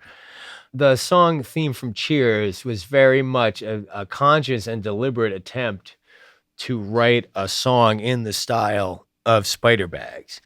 And if you listen to that first Spiderbags album, A Celebration of Hunger, you'll see all the stuff from the themes of Cheers, is just Frankenstein together from different songs from that first Spiderbags album. If I take the drum beat from one song and put the chords from another song on top of it, and Spiderbags, sang a lot about drinking.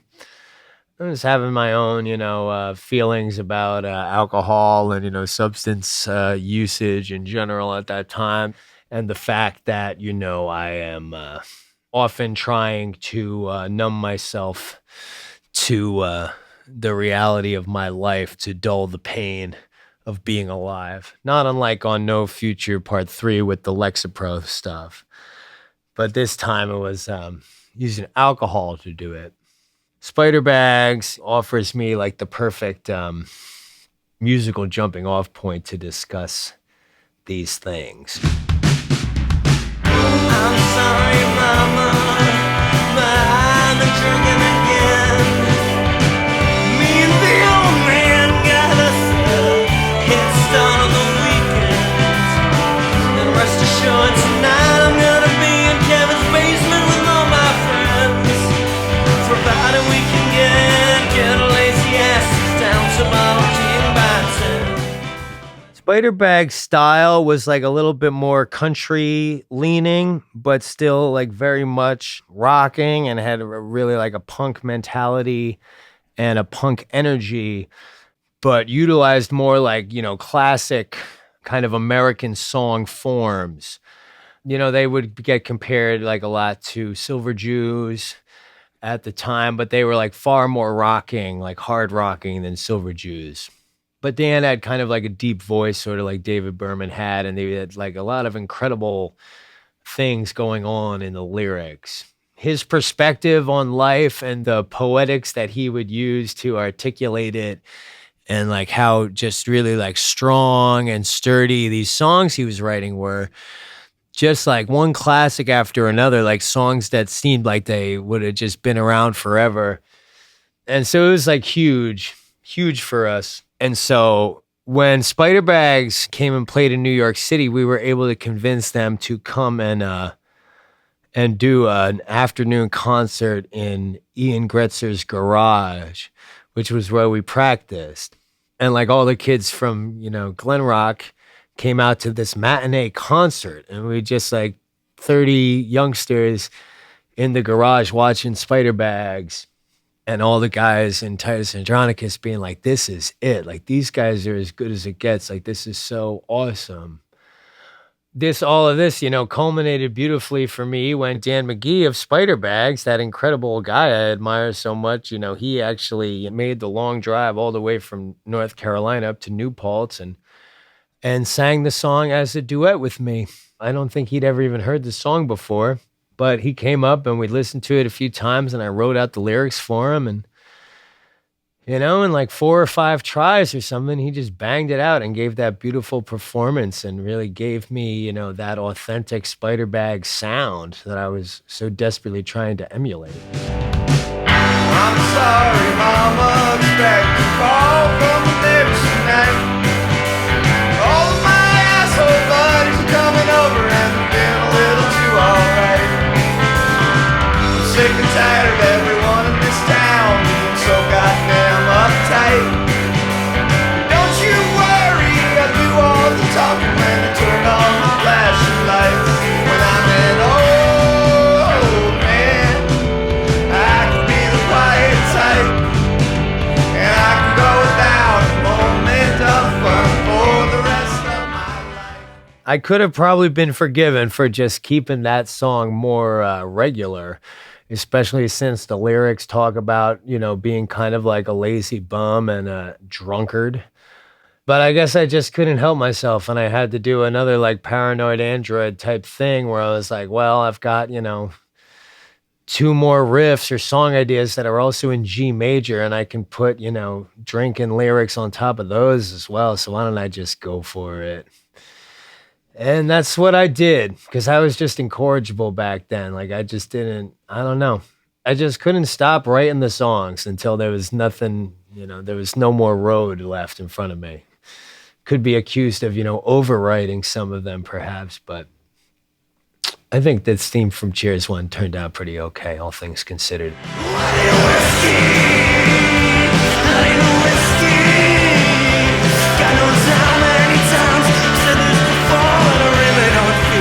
Doing this anymore. So handy, let's turn into dirty old men, close down the bar every night at the Glen Rock.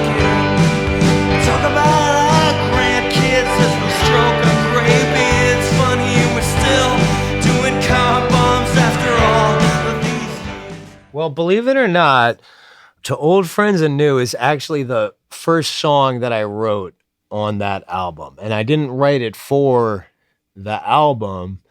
It was a very old song even then. Like, that song was on our original 5-song CDR EP that we recorded in 2005 that we would sell at the shows.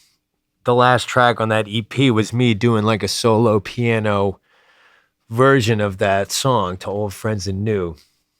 And when we were going to do the first album, the Airing of Grievances, there was a notion that we were going to do like a full like rock band arrangement of the song.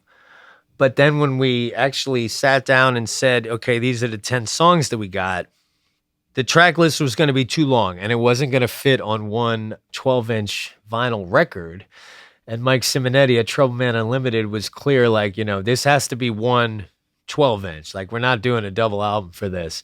So you can have, 52 minutes instead of, 45 or whatever. So we were like, I guess we're going to cut one song. And To Old Friends and New, like, we already kind of had a ballad on the album already with No Future Part 1. And the rock band arrangement of To Old Friends and New was not really like quite up to snuff anyway. So we're like, one of these ballads has got to go. And so it was To Old Friends and New that ended up getting left on the cutting room floor. And we never even actually attempted to record it for the first album. But, going into the second one, I think it ended up being a blessing because thematically, like, it fits much better with what's going on the monitor. And indeed, it kind of becomes, it's sort of like the emotional centerpiece of the entire thing.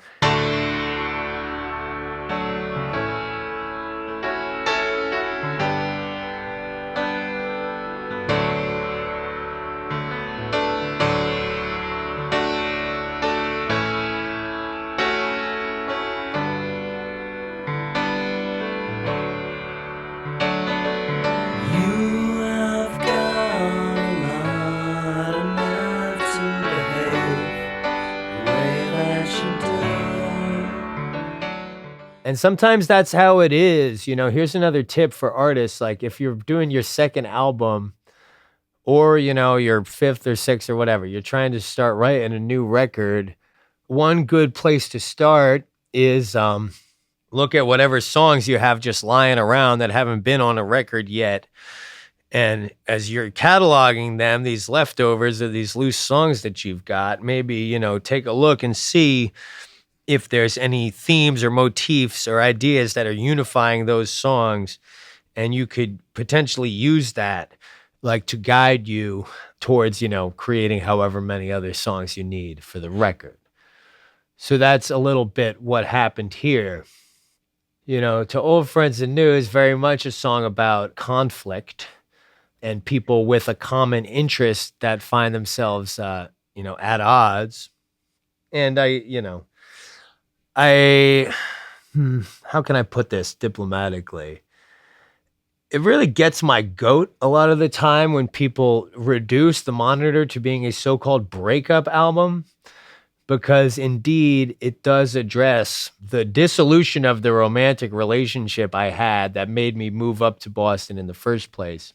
But the song that people point to as evidence for this being a so-called breakup album, that's the only song that has any romantic content whatsoever. The other 9 songs don't allude to any sort of romance. And in the opening track, when I say I'm moving up to Boston, I don't say like I'm moving up there because I'm in love or I want to, I got to go see about a girl like Good Will Hunting. Like that's not, it never says that.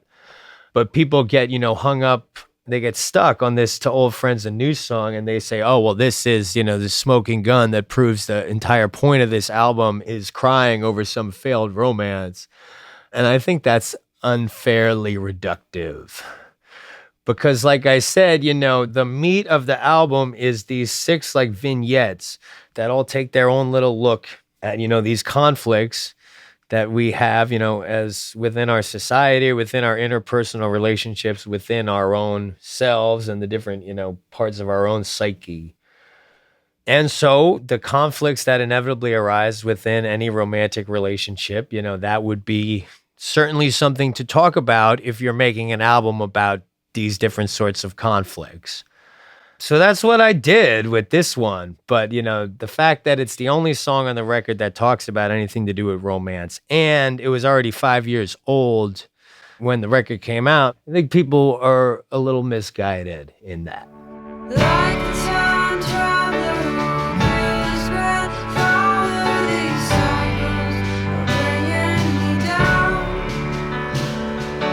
We could build a nice life together if we don't kill each other first. Are you just too fucked up to understand me, or is it the other way around? Maybe it's both, and I just don't know which is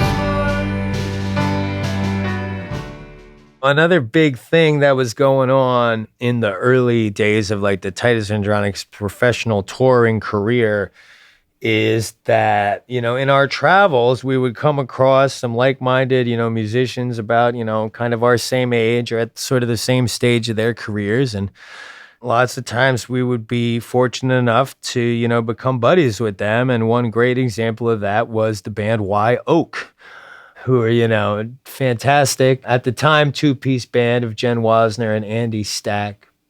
Anybody would be, well advised to go and check out any of their records because they're all really cool and all pretty different. But at the time, Wye Oak was just like us. They were, some scrappy kids that were, trying to make a go of it. And we played with them a bunch of times in a bunch of different cities just by chance. They were living in Baltimore at the time. So we played with them a bunch and got to be friendly with them. And of course, all you need is, 2 ears and a heart to see that, they were tremendously talented. When I found that I had this, kind of like sort of a romantic ballad to do, I was like, maybe I can get somebody to sing this as a duet with me, even though it wasn't originally written as a duet. But if I make it a duet, maybe that will kind of reinforce this thing that I'm going for. there's two sides to every story.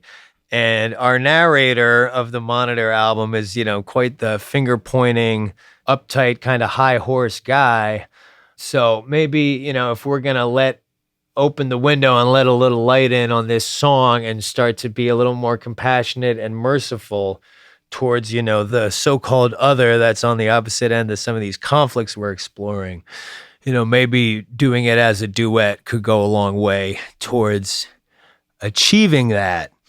And so then it was like, okay, well, who's my friend with the most beautiful voice? Oh, well, Jen Wilsner, of course. So she was nice enough to agree to do it. We took a little band field trip down to Baltimore. And not only did she sing the second verse beautifully, she was like, I'll do some harmonies on the bridge as well. And I was like, great.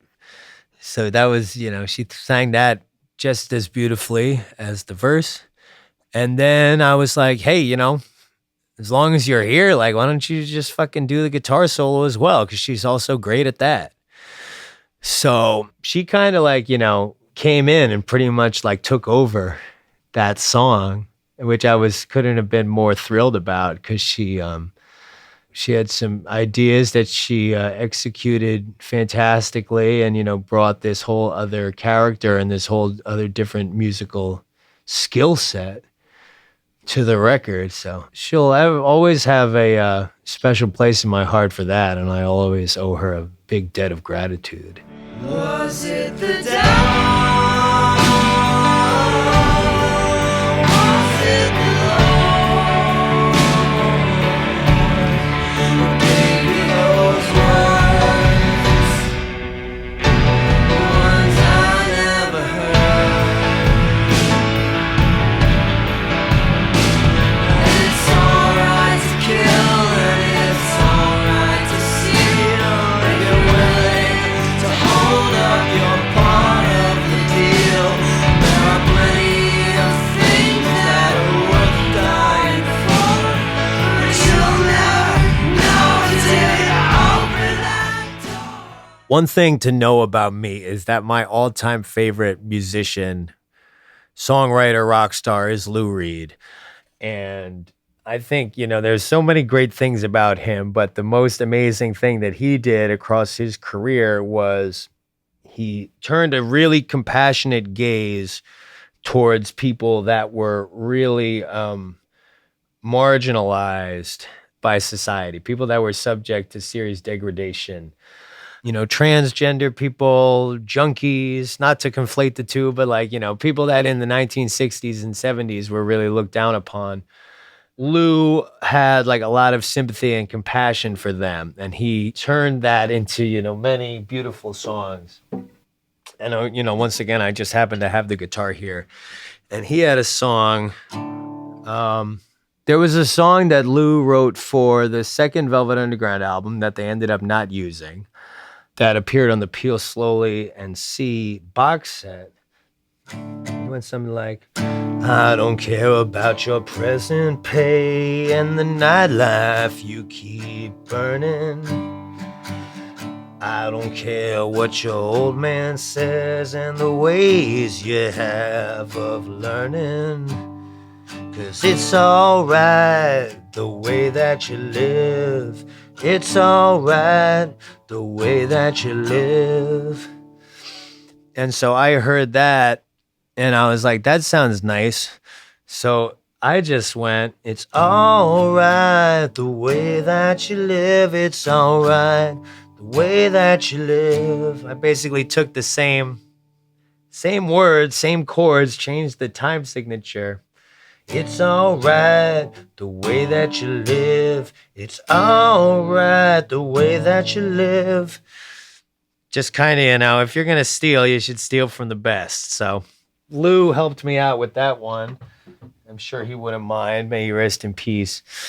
And from there, I just kind of gave myself the task of, being as compassionate towards my subject as he was to his, which is basically, this romantic partner that I have. We're kind of on the rocks a little bit, but I'm trying to recognize, even though you are being pretty fucking annoying and like getting on my nerves and making my life difficult right now, I recognize that I'm probably being pretty fucking annoying and making your life pretty difficult. But I think I'm doing my best, and I need to extend you the same compassion and offer you the same grace that I would wish for myself. For the most part, like people, generally mean pretty well. And you gotta just try and cut people some slack. It's alright, the way that you live, it's alright, the way that you live.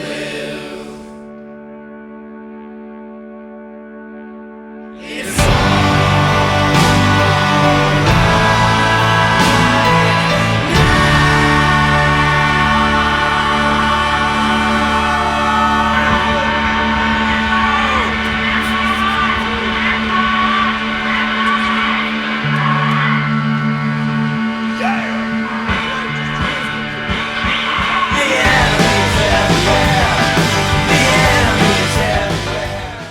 If Titus Andronicus Forever was like the opening credits to our little show, which was like the 6 little vignettes, then, when we've reached the end of that, then we have ellipses and ever.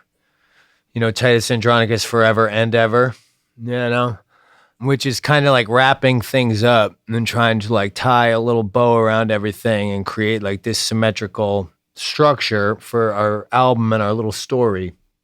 You'll notice the lyrics are pretty similar, but dissimilar in one important way. Because on the original one, Titus Andronicus Forever, it says, the enemy's everywhere, but nobody seems to be worried or care that the enemy is everywhere. So that's that kind of outward-looking, finger-pointing mentality that our narrator has as he embarks upon this journey.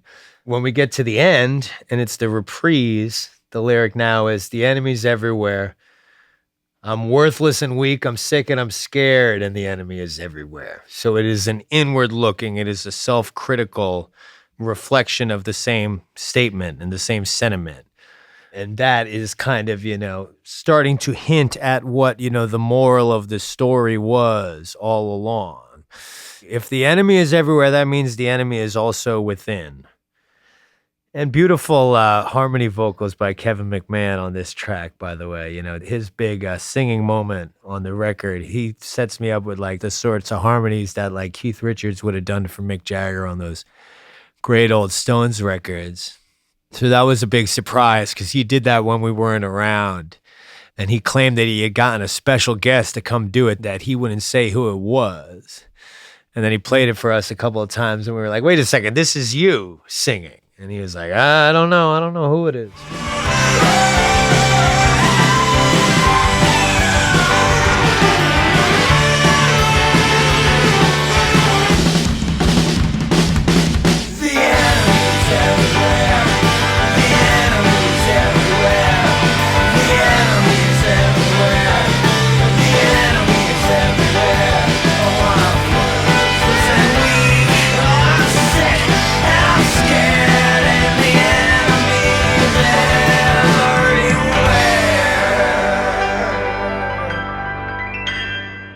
The Battle at Hampton Roads is actually the only song on the record that actually addresses the title of the record, because the Monitor was a ship that was built by the United States. It was the first battleship to be made completely out of iron, which made it like a lot less vulnerable to cannon fire. And they needed to do it and fast because the Confederacy had already built an ironclad warship, which was called the Merrimack.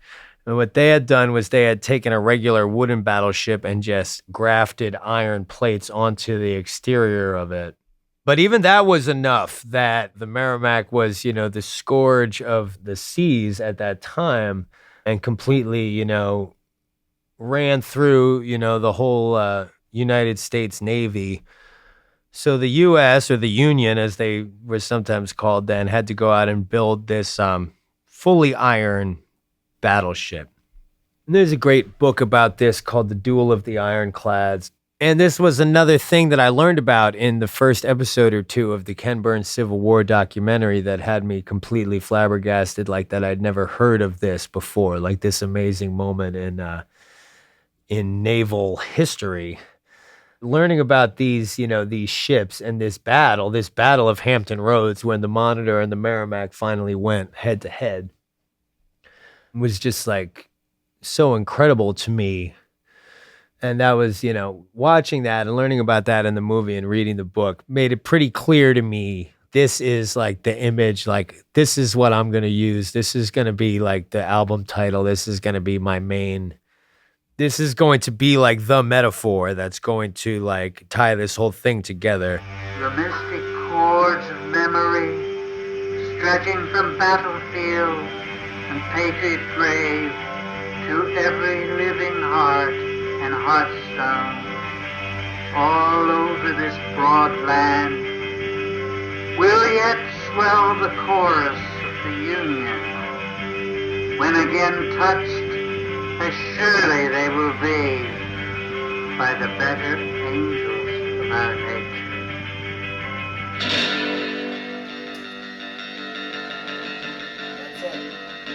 Tonight, two great ships will pull back to their ports, depleted of everything that shoots flames and reports. This famous battle of Hampton Roads ultimately ended in a stalemate because neither ship could sink the other. They were each too powerful. They were too evenly matched. So, they fired at each other like a bunch, like for hours and hours and hours to no avail. And ultimately, they each just, retreated, having to recognize the futility of this battle that they were engaged in, that neither side was going to be able to claim a decisive victory. And that, to me, was an apt metaphor for, so many of the conflicts that I was already, writing about and trying to, report on in my songs. So many of these conflicts that were just never really going to amount to anything constructive, that were never going to be decided in any kind of sound, definitive manner.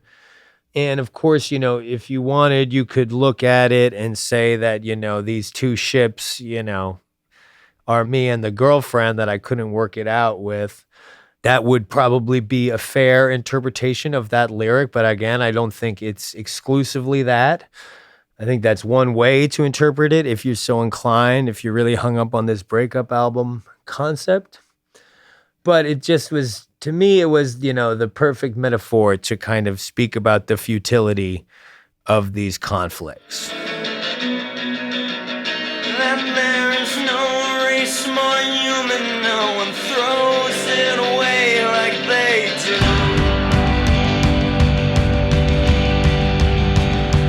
Nothing I used to love, I've come to reject. Nothing I used to hate, I've learned to accept. And the worst of the three you now have to expect. Satan ain't hard to see without craning your neck. This song was written with the express intent of being the grand finale. Lyrically, it was going to tie everything up. It was the epilogue of this whole story where I was going to kind of summarize everything that I'd been through, and I was going to present my conclusions and share what it was that I had learned, or, the narrator, whoever you want to call him. So that was part of my purpose, but at the same time, I do still have this crazy dream that I'm making the greatest rock album of the century so far, and I want it to be an earth-shaking event for the listener. So I'm well, this is the end of the story. This is the time, to really go for it. Let's really swing for the fences. We're going to leave nothing on the table. We're going to pull out all the stops. We're going to use every trick in the book. We're going to put on all the cheat codes. When you go and you pull the bagpipes out, then you're playing with the cheat codes on. And we're going to harmonize the guitars. We're going to do everything we can possibly think of and just blow it up into this gargantuan, larger than life epic in the way that, Springsteen had done on Jungle Land for the Born to Run album, just to name one example. But more than that, Like bigger than that was the goal. And just to take the listener on this journey from where at the beginning it's just me and the guitar, and I'm doing like a Billy Bragg type thing, with just like a regular, like little lonely singer-songwriter vibe. And then, then we get the kick drums coming in and like, things are ramping up. And then it's like, well, now let's do a whole drum beat with the kick drum and the snare. And now the bass is going, and little by little, just adding and adding all these things. And just, building up to this fit of ecstasy. Because this is, what else are you supposed to do if you're trying to make the greatest album of the century? Like, this is, this is just how it's done. You better have like some kind of grand finale. So that was what we attempted to do. Destroying everything that wouldn't make me more like Bruce Springsteen. So I'm going back to New Jersey. I do believe they've had enough of me.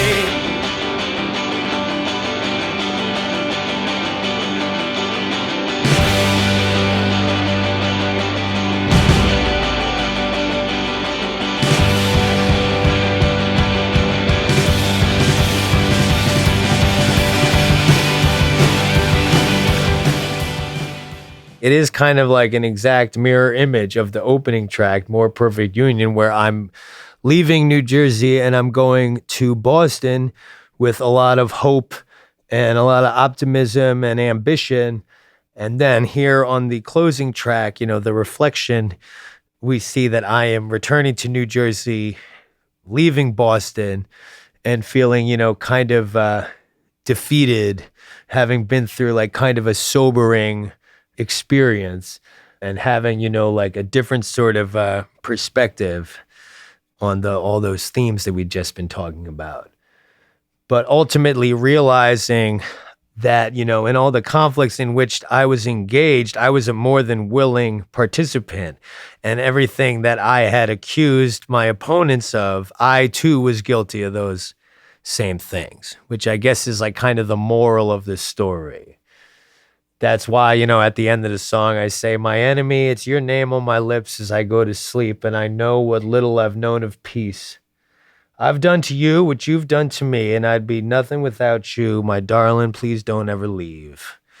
With that long verse at the end of the song about how I'm going to smoke cigarettes, I'm going to drink, I'm going to run around the country screaming my head off, I'm going to do all this stuff, like I ain't backing down. I'm doubling down on all those things. It's kind of like, similar, I guess, to the last verse of Bob Dylan, Hard Rain's Gonna Fall, where he says, how he's going back out, where black is the color, none is the number. And this kind of thing, like I am bloodied and bruised and like defeated in a way, but I'm still at it. I ain't really changed, but I've learned a few things.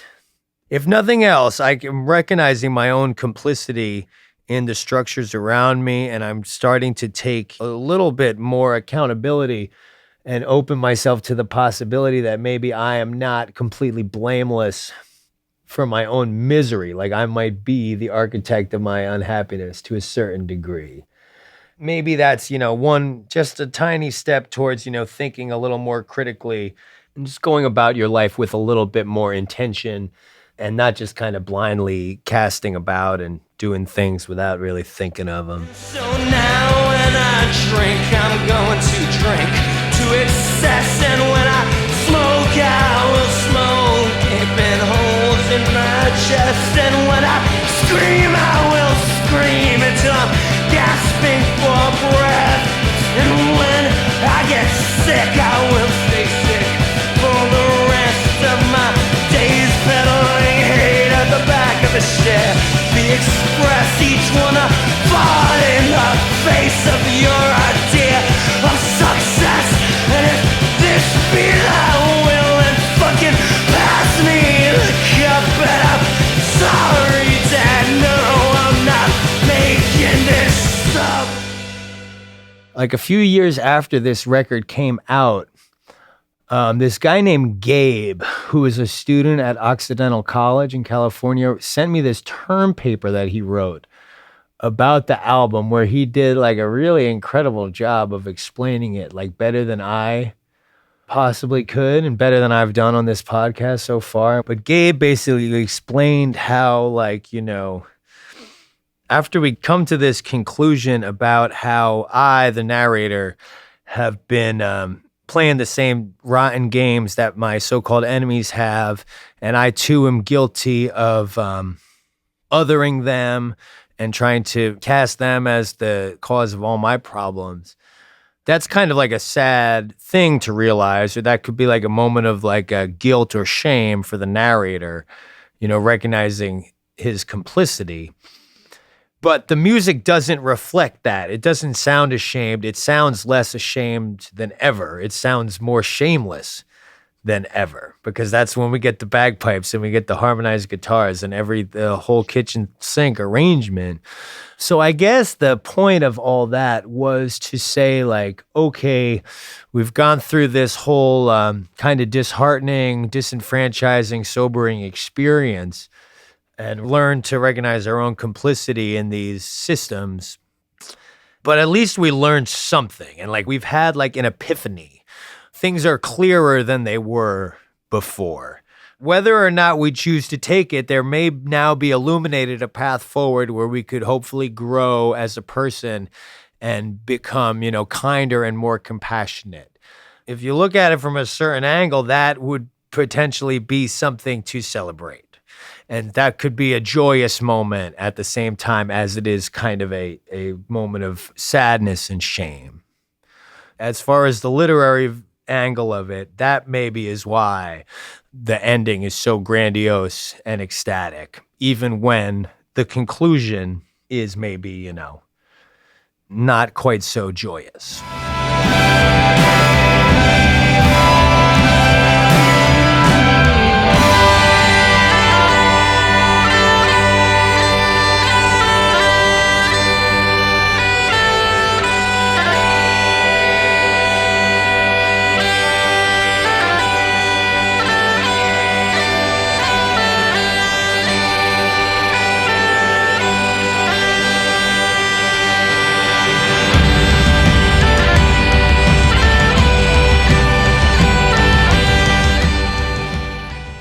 As soon as we got done recording it, we went right back out and started doing the concerts again.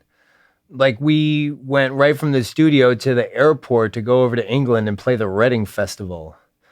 And then from there, we came back home and went straight out on the road and toured around the whole USA for 40 days or so. And so we weren't even hardly around very much, like when it was getting mixed.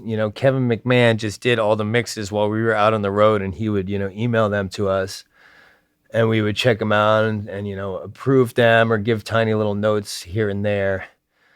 So there wasn't even like much time to stop and like think about, the job that we'd done, because we were right back on the treadmill and right back on the old grind out there doing the gigs. And, listening to these mixes, like listening to these songs that you spent so long on, but, you're playing them on the headphones, like off the iPhone or whatever in a parking lot or like an alleyway behind a rock club. It's not like it's not the most conducive environment for thinking like, holy shit, like I'm such a genius. Like, I can't believe it, this masterpiece that I've made. But I felt pretty satisfied that we definitely given it everything we got.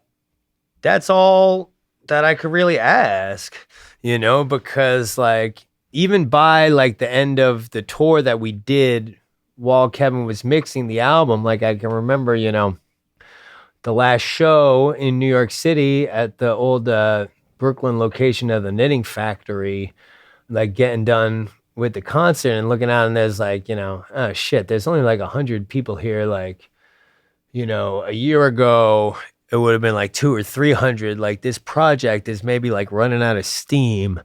So maybe it's a good thing that we didn't leave anything on the table when we made the second record, because the way things are going, there probably won't be a third one. So maybe it's not too late for me to go back to graduate school or something. It's not going to keep me up at night in the future wondering like, oh, if only I'd, taken a little bit of a bigger swing, or if only I'd, hadn't been so cowardly to like, follow through on my biggest, most grandiose ideas. I was open to the idea that that was what the monitor was going to be good for, was just helping me to not live with a certain type of regret. But then in January of 2010, somehow it got on the internet, like it leaked. That was a thing that used to happen in those days. Records would leak ahead of schedule.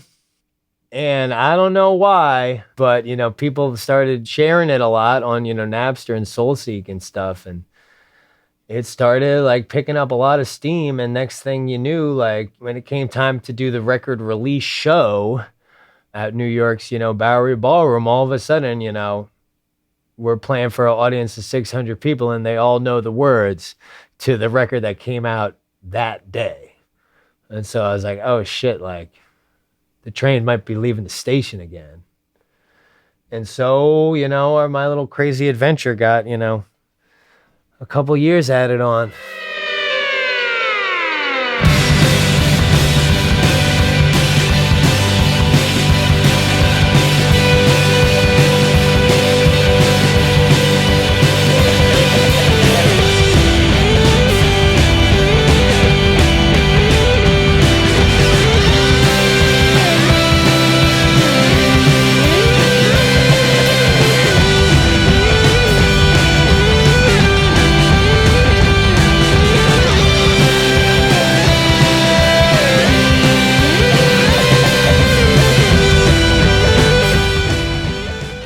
When it came out, it got like a lot of, pretty good reviews. And they started to, like put us in like the magazines and stuff. Like we had our picture in like Rolling Stone and Spin magazine. Like I can remember, my stepmother, she got the issue of Spin magazine that we were in that had our little picture in it. And she was like, I remember when you were a kid, you used to read this magazine every month and now you're in it. Like she had like tears in her eyes. She was so proud.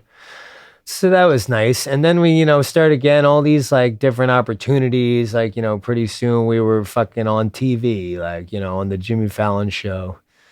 When I tell people about it now, I just say that we were on Jimmy Fallon. I don't tell them that we were on Late Night with Jimmy Fallon, which started at 12:30 a.m. I let them believe that we were on the Tonight Show with Jimmy Fallon that starts at 11:30 p.m. But, we're out, playing at Coachella and we're opening for, Ockerville River on for like a month on tour, who were like a really big deal for me in college. We're opening up for Bright Eyes, opening up for the Pogues, like doing all these things and playing to like big audiences like all over the world. And it was cool, like it's a topic for another podcast perhaps, but it didn't actually fix everything for me. If anything, it probably exacerbated some of my problems that, kind of came to a head and I had to deal with them in a way that wasn't like completely pleasant a couple years later. As far as like what I think about it now, like I don't really think about it unless somebody asks me about it, like you've done to have me on this nice podcast. I think of it as, one of my assets, in the sense of like an asset, like, the thing when you go to the bank and ask for a mortgage to buy a house or something, they ask you like, what are your assets? And, my biggest asset is that I'm the guy that wrote The Monitor, the second Titus Andronicus album. That doesn't get you very far in any bank, but, it's the thing that enables me to, if I want to go out and do a concert, like that's the biggest thing that's going to help me sell the ticket for it, or to help me sell the t-shirt to the person once they bought the ticket and now they're in the building. And I also, I'm the steward of it as well. It's like, it's something that needs to be protected. It's like a plant that needs to be watered once in a while. So if somebody asks me like, will you come on this podcast and talk about it? I'm willing to do that because first of all, it's nice of you to think of me. And secondly, I want to keep the legacy, well nourished and nurtured. And when I look back on my life as an artist and I think about like what I really have that's of value, I have something that no one can buy. I look back on my life and my travels, and I know that in every city in America and in every tiny little small town that I've been to, a stranger has come up to me like damn near with tears in their eyes and like fallen into my arms and like just can't tell me fast or loudly enough like how important the music that I've produced has been to them and how it's, changed their lives for the better, saved their lives, some of them often say, and that's priceless. So if the album has done anything for me, it's given me that. Visit lifeoftherecord.com for more information about Titus Andronicus. You'll also find a full transcript of this episode and a link to purchase the monitor. Instrumental music is the song The Anniversaries by the Tisburys. Thanks for listening.